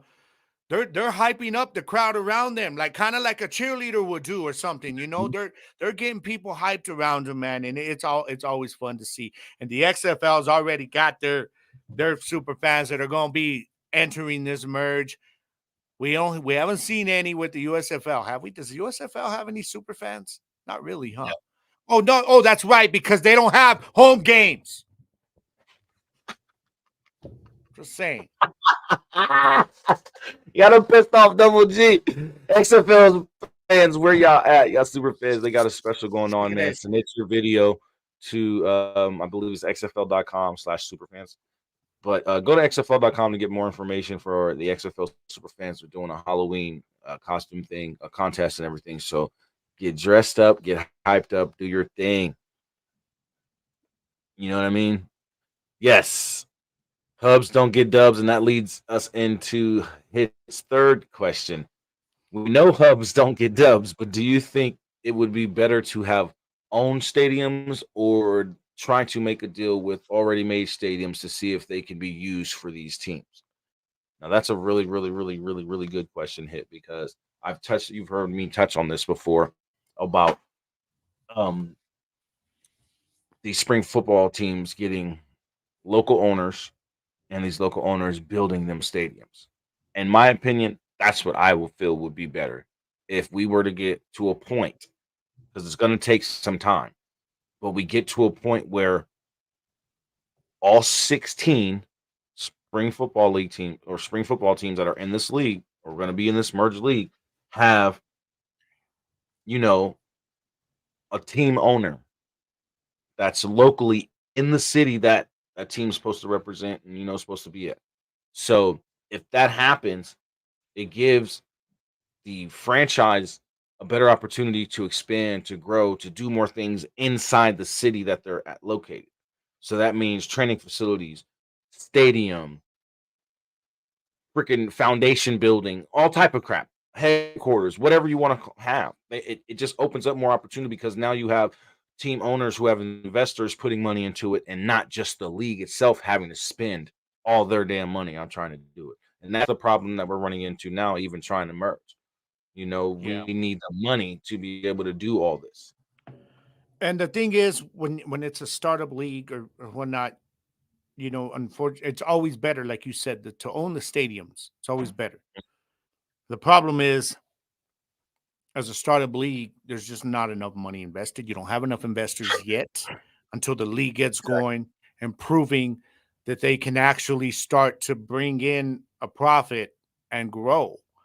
But yeah, I mean, you always, when you have the stadium locked down because it's your stadium, shoot, man, then that's one less big problem that you got to worry about. Exactly. So you're absolutely right. I mean, there's so much that comes with it too, because then you start bringing more money in, not only because you got ticket sales, but Mhm. you start having these, like you see it in the NFL and even college football, where you got these like franchise, food places and stuff that are paying to put their restaurant inside your stadium on game day. So it a lot of money comes with it. So you always want to have your own stadium. And just because, hubs suck. They trash. They don't get dubs. We don't want Exactly. hubs. We don't want hubs. Hubs don't get dubs. Period. But I So do, we I do, need I hubs. do believe though, if you are going to, a lot of these teams, they're going to have to get these leases done with these stadiums. But I Yeah. think for this league to succeed, these these uh these contracts are going to have to be for at least a few years. I mean, Mhm. I know it's going to be hard. Like you said, that's the problem right now. And I think that's what the league is probably thinking. They don't want to have to worry about every season. Okay, where are we going to play next year? Right. Okay, this lease is up. Where are we going to play next year? Mhm. You get it locked in for a couple of seasons, man, and that helps your league grow.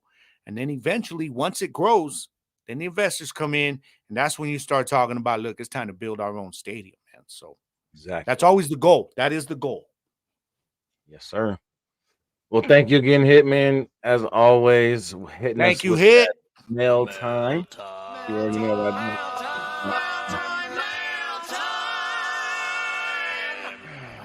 I love that. I don't know why. I just I love that. No, but thank you, Hit. I mean, I appreciate it. If you guys do want to send in your fan mail questions, email them to the gridiron podcast at gmail.com and we will ask and answer those questions right here live on the show, like we always do. You already know. Now, as we were talking about quarterbacks in the NFL, brings me to my next topic, man. Is Brock Purdy an elite quarterback?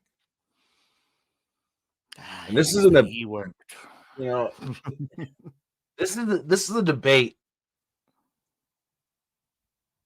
that I think is one that needs to be. Babe, get the hell out of here. No, he is not elite. See, this is the BS I'm talking about. She don't even let you set it up, huh? She Hey, make you don't come out even right let away and me. say, no, he's not. No, no, he is not. Okay, laughing at me, just laughing at me. No, Man, he's not. You want to know why I say he's not? Because don't get me wrong, Brock Purdy's a decent quarterback from what we've seen. But look whose situation he's in. Look at the scheme he's in. Shanahan is one of those Mhm. coaches who sets up his schemes. He puts all his offensive pieces together and sets up his schemes, and then he sticks the quarterback in there. He's like, "Hey, can you do this? Can you lead us to a Super Bowl? Can you win us games? And if you can't, what does he do? He'll Trey Lance you. He'll Jimmy Garoppolo you. Yeah. And I'm just saying. Garoppolo actually benefited off of this offense too, because he was able to run it well with the playmakers they got. Well, let me tell you something. Because Brock if you Purdy, take him out of that situation, this is my wife I'm talking to, y'all. If you take him out of that situation and put him in a different team, you put him on a different team, he's not the same quarterback. He doesn't have the same success. Guarantee you. He doesn't start his career off 10-1. Right. And I've told people, bro, that Brock Purdy is a product of this system, and that doesn't mean that it's a bad thing. Like we're not saying Brock Purdy is trash. What we're saying is that he's perfect fit for this for Shanahan and what he does with this offense. Mm-hmm. Brock Purdy right now, okay, he still hasn't played a full season. He's in the process of getting through a full season right now. So I don't care how good he's played through 5 games. That's not enough. Even through last year, it's still not enough to call a man elite until you do this a couple of seasons over, consistently. Right now, even this season, while he is just inside the top 10 in passing, he's got less passing yards than Sam Howell and Russell Wilson. Neither one of those guys are being talked about as being elite right now. And Russell Wilson used to be elite and ain't elite no more. Yeah. So you got less yards than Sam. How well did he not do? What I would really like to see, bro, is I'm going to try to do this week. I'm going to try to find the stat. I'm going to try to find out how much of his passing yards is yards after the catch by Debo, by McCaffrey, by Kittle, by Ayuk, because we all know, we saw it the other night, bro. Those playmakers, that's what they do. They get that ball in the middle of the field, and they'll run for another 20 yards, and that pads his stats. I know one of them, George Kittle touchdowns was a strike downfield. Oh yeah, I know that. Yeah, we know he can make the throws. He made a couple strikes down the field. I mean, he wouldn't be there right now if he couldn't make the throws when he had to. And that's all he's good enough. He's good enough to make the throws when he has to. He's smart enough. Well, he did very well the other night. One thing he did show that he's getting very good at is his pocket presence. You would see him step up when he had to, extend the play a little bit, but that doesn't mean he's elite. He's having a very, very good season. But if you're going to call him elite, then you better look at the numbers, because guys like Kirk Cousins, hell, even CJ Stroud, statistically is having a better season than Brock Purdy. Okay, so we can't call him elite. We can't call him elite 5 games in. You want to know why Brock Purdy looks so good? Let's keep it real. If I'm able to drop back and flip the ball to Deebo Samuel, and it's considered a pass, and Deebo Samuel goes 60 yards down the damn field for the touchdown, which he does, which he can do. Yeah. What the hell did Brock Purdy do? But you know what the media is saying after that? Oh, did you see that 60-yard pass from Brock Purdy for a touchdown? No, I saw a 50-yard run with a 10-yard pass. I saw a flick to this guy. I saw a half-yard flick to this man. You're half a yard in front of me, and I flick you the ball, and it's considered a jet pass. It's called a jet pass. I love this, dog. I love this, man. It's just, every week your wife will jump in with a hello and stuff, but she's trolling you in the comments right now. She got every right to, though. They did us like that. She got every right to. No, she don't. They whooped our ass. Am I encouraging her now? You're telling me don't encourage her now? No, you don't damn encourage her. I gotta live with this shit. Okay? Okay, I gotta live with it, damn it. Oh, man. You can't sit here and say that Brock Purdy is an elite quarterback, because Brock Purdy ain't sitting here making 60, 70-yard passes down the damn field. No. Over the shoulder. He's not sitting here making 40-yard back shoulder throws.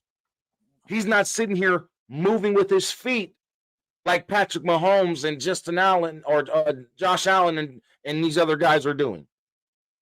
He is dropping back and either handing the ball off to Christian McCaffrey, making a quick pass to Kittle, making a quick pass to Brandon Ayuk, making a quick pass to Deebo Samuel. So let's keep it real. Brock Purdy's in the same damn conversation, in the same tier as our beloved Dak Prescott. Yeah. And that beloved Justin Herbert. The difference is that he has 3 elite playmakers on that offense with Deebo Samuel, George Kittle, and the guy who oh, man. She's like, y'all don't want to put my comments up? I'm gonna just pop in on camera. Look, and this is hell no. You're gonna let her flash the San Francisco like that? I can't do anything about it. I know, man. I know. I can't do anything about it. But like I tried to tell her, you have 3 great playmakers on your offense. They do. And that's the reason why your quarterback look like he's the next coming of freaking Tom Brady. Because they doing their job. But you're right. They are doing their job. That's what they're supposed to do. But that don't make him an elite quarterback. Can you catch that? Get out. The receiver. Dak's not the receiver. You hold it. Dak didn't fumble the ball. So stop it. Go on. He didn't even fumble. He threw interceptions. Bye. Thank you. Yeah, that's much better. She done took over the show. She done took over the comment section. She took over your feed. That's it, bro. That's it, bro. The 49ers? Yeah. Oh, man. Oh, man. Damn. That was a shot. I get this week. Last day. You do. She does, bro. She does. I didn't even talk all that much shit. I never said we were going to win. This is the funny thing, and why everybody's like, "Oh, the Cowboys talked all this crap." I didn't talk. Well, shit. we did pick us to win, though. No, I did, but I said the only way we would win is if what our offense showed up, our defense showed up, and Mike McCarthy opened up the playbook. Which one of those things happened? Don't worry, No. Cowboys fans will wait. I'll answer for them. Nothing. We know, babe. We know. This is what I got to deal with because they're 49ers. Yeah, man. Y'all just now good. Like, stop. Like, let's stop acting like the 49ers are the best damn franchise ever. Still got the same amount of Super Bowl rings as the Dallas Cowboys. 5. So when y'all get another one before we get our 6th, come holler at me. When y'all lead the regular season record in head-to-head games, come holler at me. Until then, fuck on my face. Girl, you done got him worked up. Look at this man. You all right? I'm all you 49er fans, even my family members who are Giants fans are sitting here talking shit. Oh, you got your ass whooped by the 49ers. Yeah. What do you think happened to y'all? What do you think's going to happen when y'all play them? If you haven't already, oh, that's right, y'all got your ass whooped by them. So everybody that wants to hate on the Dallas Cowboys, continue to hate. But Brock Purdy is not elite. He's not yet. He is, especially for his elite. Especially for his second year, he's playing very well. He is. The dude is playing very well, but he's not elite. Yeah, and I've told people, you cannot tell me somebody is elite unless they do it for a couple of seasons consistently. He's not elite. Right. He cannot be classified as an elite quarterback. You can put him in the MVP race and the MVP conversation all you want to, but even his numbers ain't MVP numbers. No. As far as yards. The real MVP candidate on that team right now is the one he hands the ball off to. That exactly right there. Exactly. And that leads us into our top 3 candidates so far this season for MVP. And I can tell you right now, Patrick Mahomes ain't one of them for me. And neither is Brock Purdy. I have Christian McCaffrey is the number one. Number one. Then I have actually Michael Parsons See because how he responds on Monday. yeah, If he responds like an if he just MVP, responds exactly, if he responds like an MVP, who better? You know yeah, what I mean? yeah. Who is a better defensive player? And then I'll give you a quarterback that I feel should be in this MVP conversation.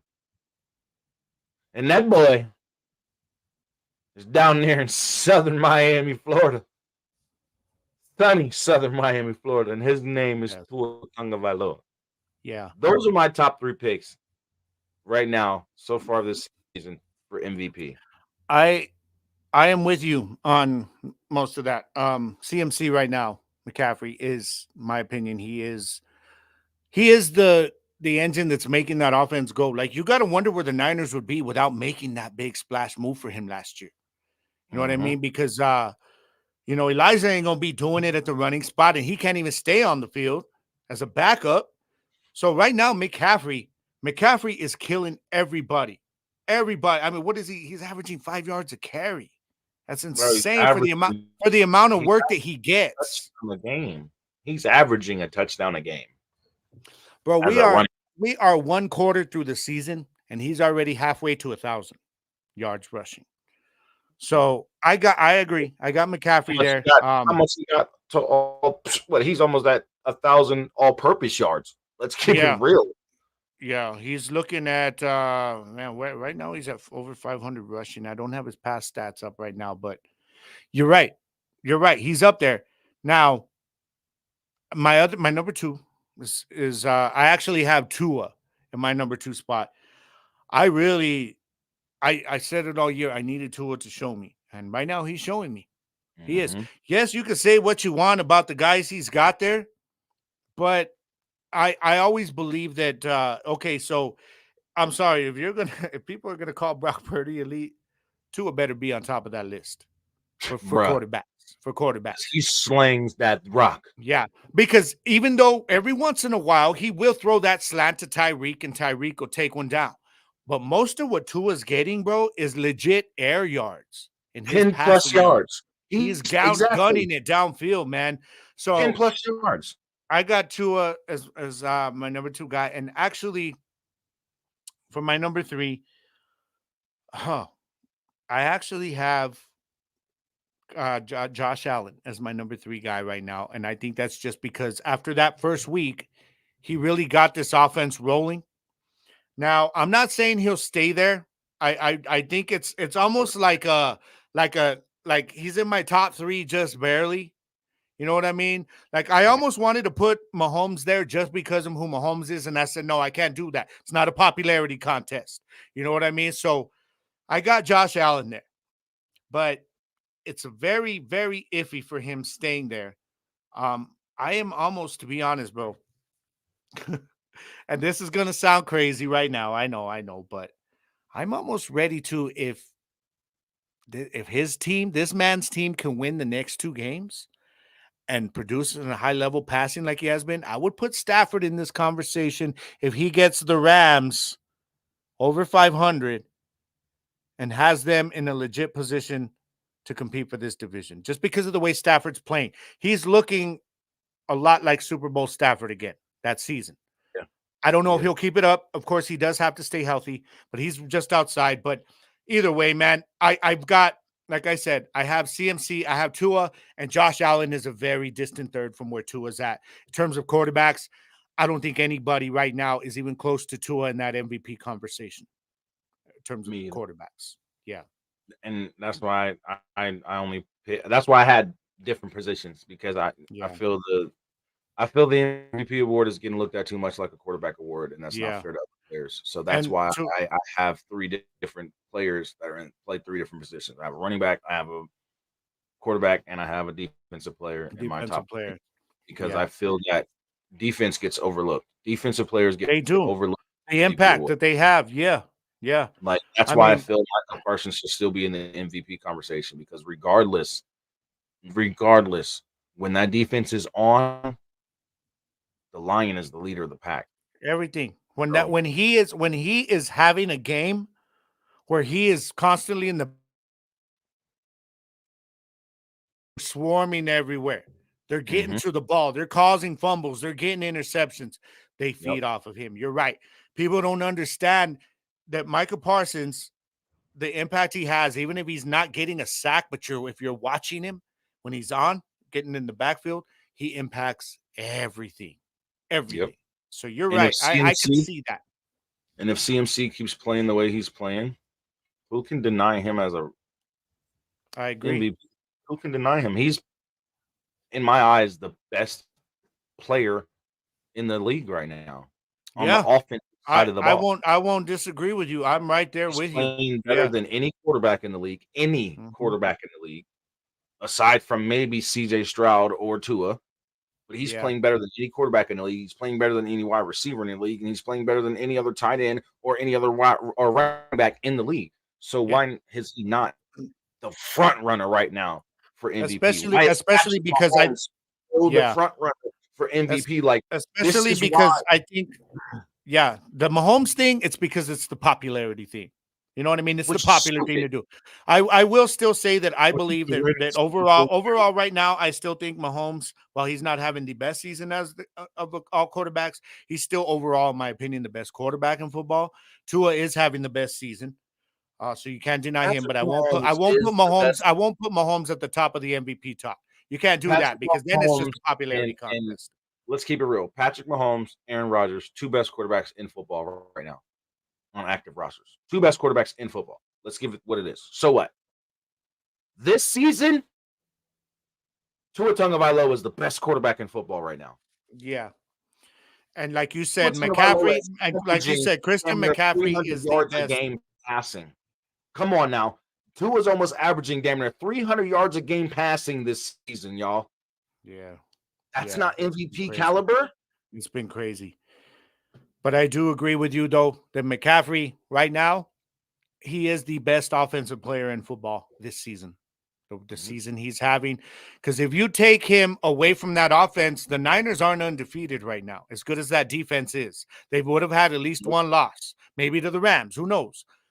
They But would have lost he that. just he changes everything on that offense. He makes everything so much more easier for Brock Purdy in that pass game because everybody is focusing defensive wise. You heard Dan Quinn and all of them say it last week with the Cowboys. What did they say? They said our game CMC. plan this week is CMC. We're That's why focusing on Brock him. Purdy looks elite. Christian McCaffrey. Damn it. She been on my ass all week. She got this week. You know, she got this whole week. She even got to come on the show, talker-ish. You know, you got that. But Christian McCaffrey's making him look elite. Debo and them. You know what I'm saying? Man. I'm saying. And yes, Rick Rocker. QB show. We count for the air. I've felt this for a long time now that air yards should be a separate legit statistic for measuring a quarterback. Yeah, because how the hell do y'all get yards after a catch? Where did you travel? Patrick Mahomes, when you threw the ball to Travis Kelce, where did you run? Nowhere. Like, how many yards did you pick up with the ball in your hand? I can see if you're fast enough to throw the ball in the air and run down the field and catch it. Yeah. Or if you threw the ball up and you happen to get behind the defensive lineman over the line of scrimmage and you caught it and ran the ball, then you can get those passing yards in the air and yards at their catch stat. But how is quarterbacks, this has always been my thing with the NFL or just football in general. How can you pad a quarterback's stats with yards after the catch? Yards after the catch. Yeah. That should be strictly on a receiver. I do think that's something that has to change in the near future.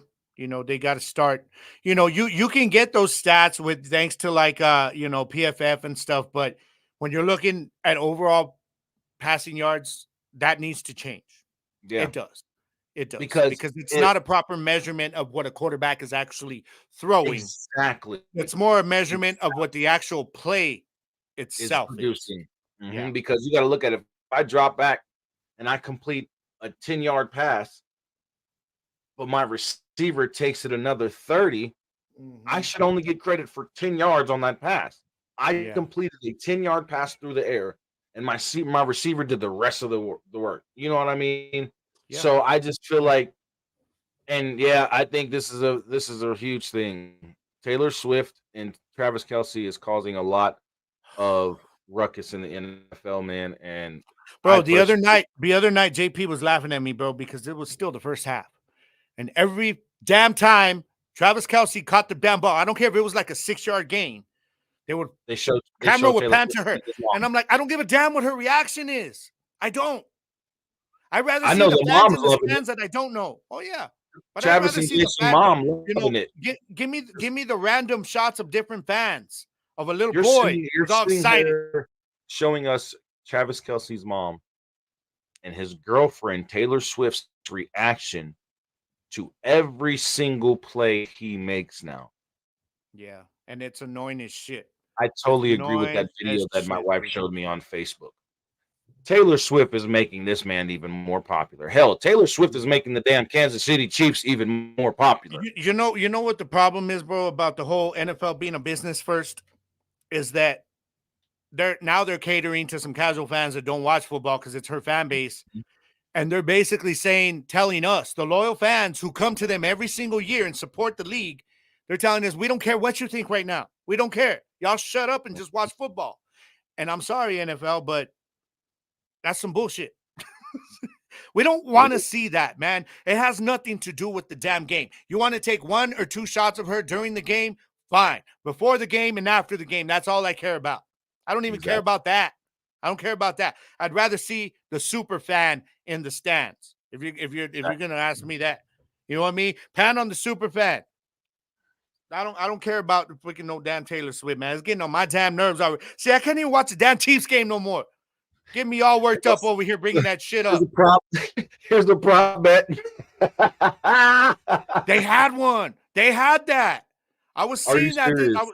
I was seeing that this week. They were talking about that. Like there being some kind of bet somewhere in Vegas that where it was like the over under on how many times that the camera pans to her. I'm like, you got to be kidding me, man. Got paid. They got paid. But you know what, bro? Let's move on. Yeah. Let's move on. Yeah. Last but not least, do y'all think we a joke? I think the defense is a joke. I think the offense is legit, but the defense is a whole other. That Colorado defense is as bad as that offense is good. But last night, I didn't even realize the game was still on. It was late. I'd been playing. I was playing Assassin's Creed. I'm chilling in bed, and I look and I'm like, oh shit, double overtime. So I put the game on, right as Buffalo's got the ball, and I'm like watching Shador. You could see this is the immaturity. He's still growing, and he's scrambling out. And there was at one point where he had an opening, and I saw it. I said, "Take off." And instead, he sat there. They came in. He threw it to the other side. It got intercepted, and I'm thinking he's still growing. So I'm not gonna hate on him for that because of the season he's had. But it's things like that when you have a quarterback like that, that's still gonna mature and make some mistakes. Your defense has to show up. I blame that loss on the defense, bro. Not on that interception. Right? Yeah, there actually was a defense on the field. At least they look like it. Right. They look like it. They had guys standing in place like if it was a play. Okay, you stand over here. Them boys came out to play because it was 29-0 going into halftime. And then they 29-0. And then them boys came out totally different people. Yeah. And Stanford came out totally different on both sides of the ball. Both sides. This is a game this is a game they had no business losing. I like what Coach Prime said afterwards when he said that he questioned his team. Like, is your heart not in this? Like it is mine? Because it better be, because if not, you don't belong here. You got he said, you have to have the exact same passion and love for this that I do. And the love for that game, what he's talking about is that you're playing the entire 4 quarters. That defense showed up for a half. and thought it was over. Yeah, and they went into Thanks, that right? second half thinking that the game was over and that they can really just sit back and let the game just play out Yeah. and see what happened when you let the game just play out. Stanford didn't quit, and they come No. back at 29 down to send it into double overtime and win the game. It was heartbreaking. I was watching the game and I'm like, man, I'm like, babe, turn it off. We're sitting there watching the game and like, so we both said it. I'm like, no, I'm like, that'll be crazy if Stanford come back and win. And she's like, well, Colorado's up now. Looks like they're going to win the games. So we changed the channel, started watching something totally different on TV. I ended up falling asleep. Next thing I know, I wake up this morning and look at my phone. My wife was up and she's like, tell me why Colorado lost. I'm Yeah. like, they gave up that whole lead. And I So got to be honest, bro. Colorado, they're sitting at 4-3 now. But damn, they got UCLA coming up and then Oregon State. Both top And 25 ranked teams.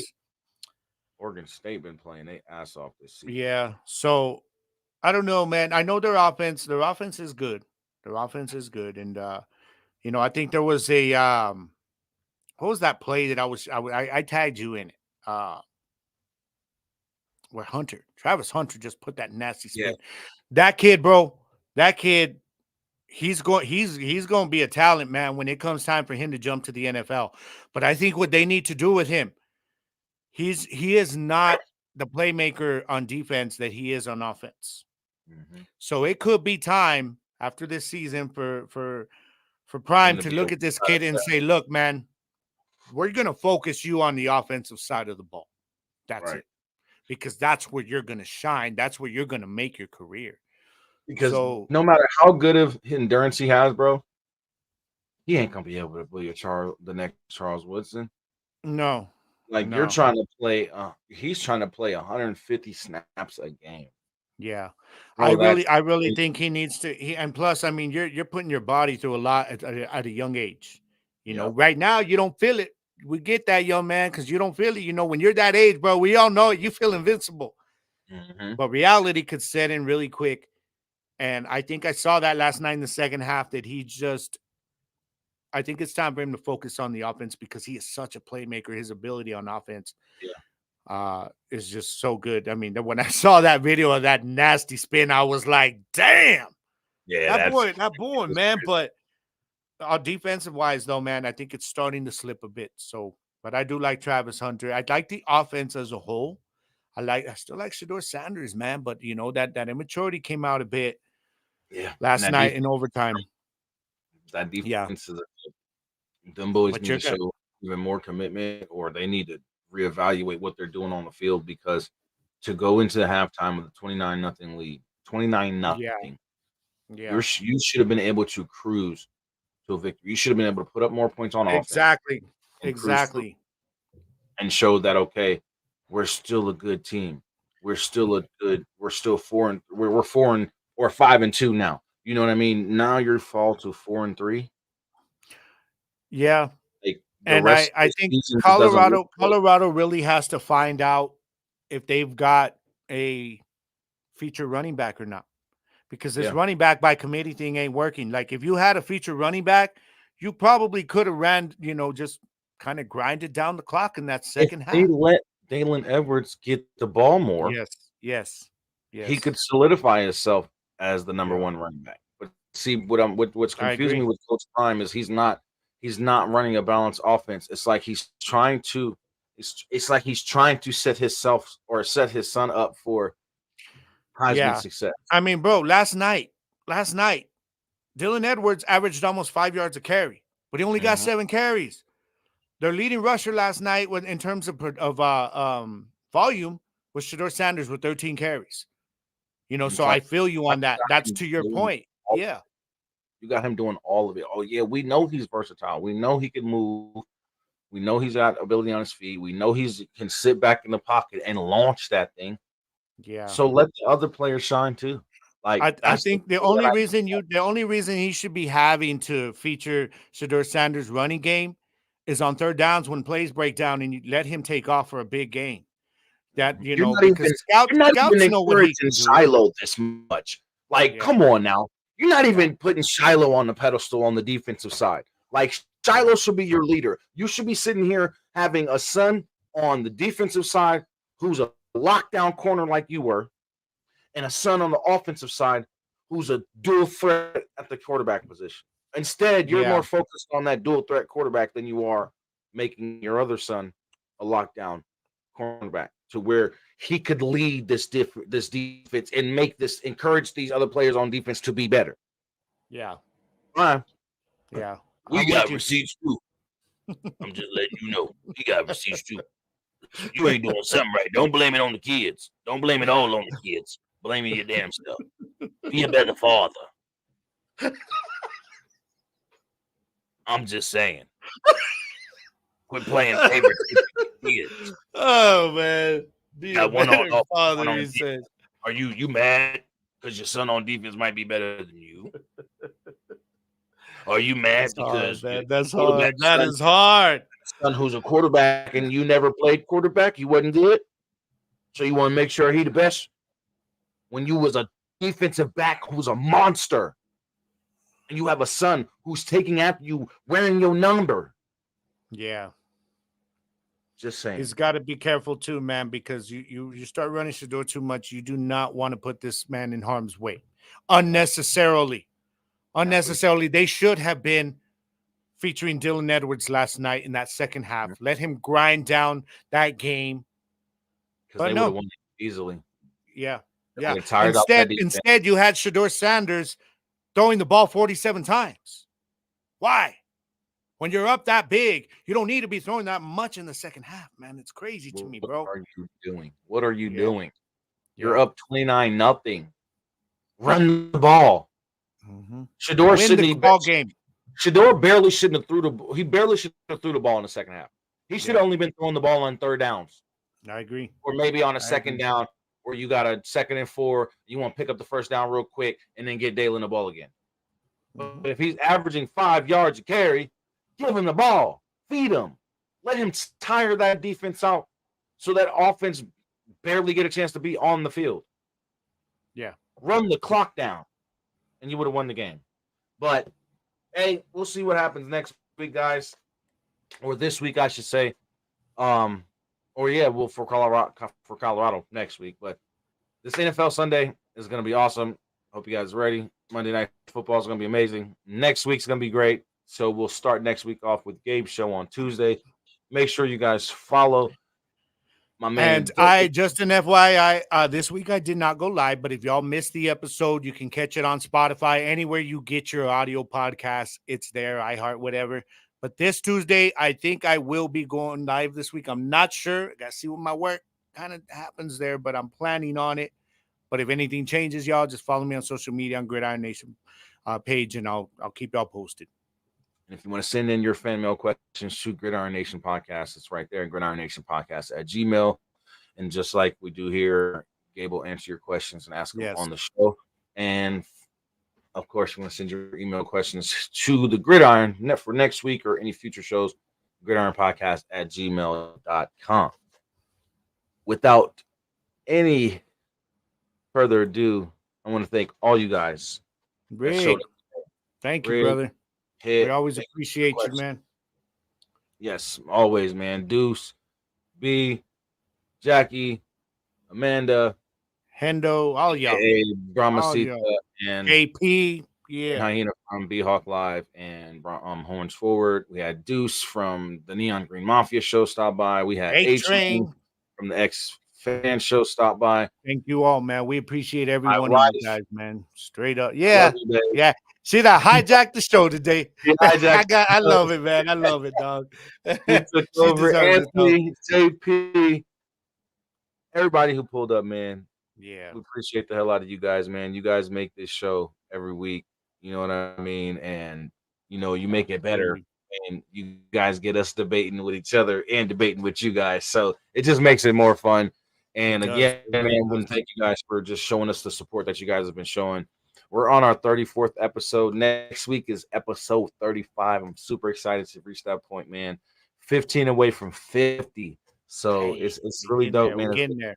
Grind, man. I'm just excited. But Double G, you know what time it is, man. I do know what time it is, brother. I do know what time it is. It's Let 'em time to know. let y'all know, to remind you guys. You know, we're at an end of a week right now. Okay. I know for a lot of us, whether it's work, family, other stuff you got going on in life, we come here, we congregate here on the gridiron to get our minds away from all that crap, to have some fun, talk some football. You know what I'm saying? Because all that stuff, man, it can weigh you down if you let it. But don't let it keep you down, though. Don't let it keep you down. So as you go into next week, y'all, I want y'all to do me a favor and just keep these words in mind. All right. No matter what life's going to throw at you every day this week, no matter what kind of adversity you're going to be facing, whether it's small, whether it's big, man, you can get past it, baby. You know why? You just got to adapt. Because in the words of the great Bruce Lee, all y'all got to do is be water, my friends. That's right. So And y'all don't make sure forget, you have a good week this week. Houston, Texas, January 13th. XFL fans, USFL fans, Yes. spring football fans alike, get your ass down to Houston. The Roughnecks are doing a special event for the women's homeless or the women's shelter down there. So make sure you guys go out there and support. Get in touch with Rig Rocker for more information. And again, man, in the words of the great Bruce Lee, be water, my friends. We love y'all. We'll see y'all next week. Catch y'all next week, man.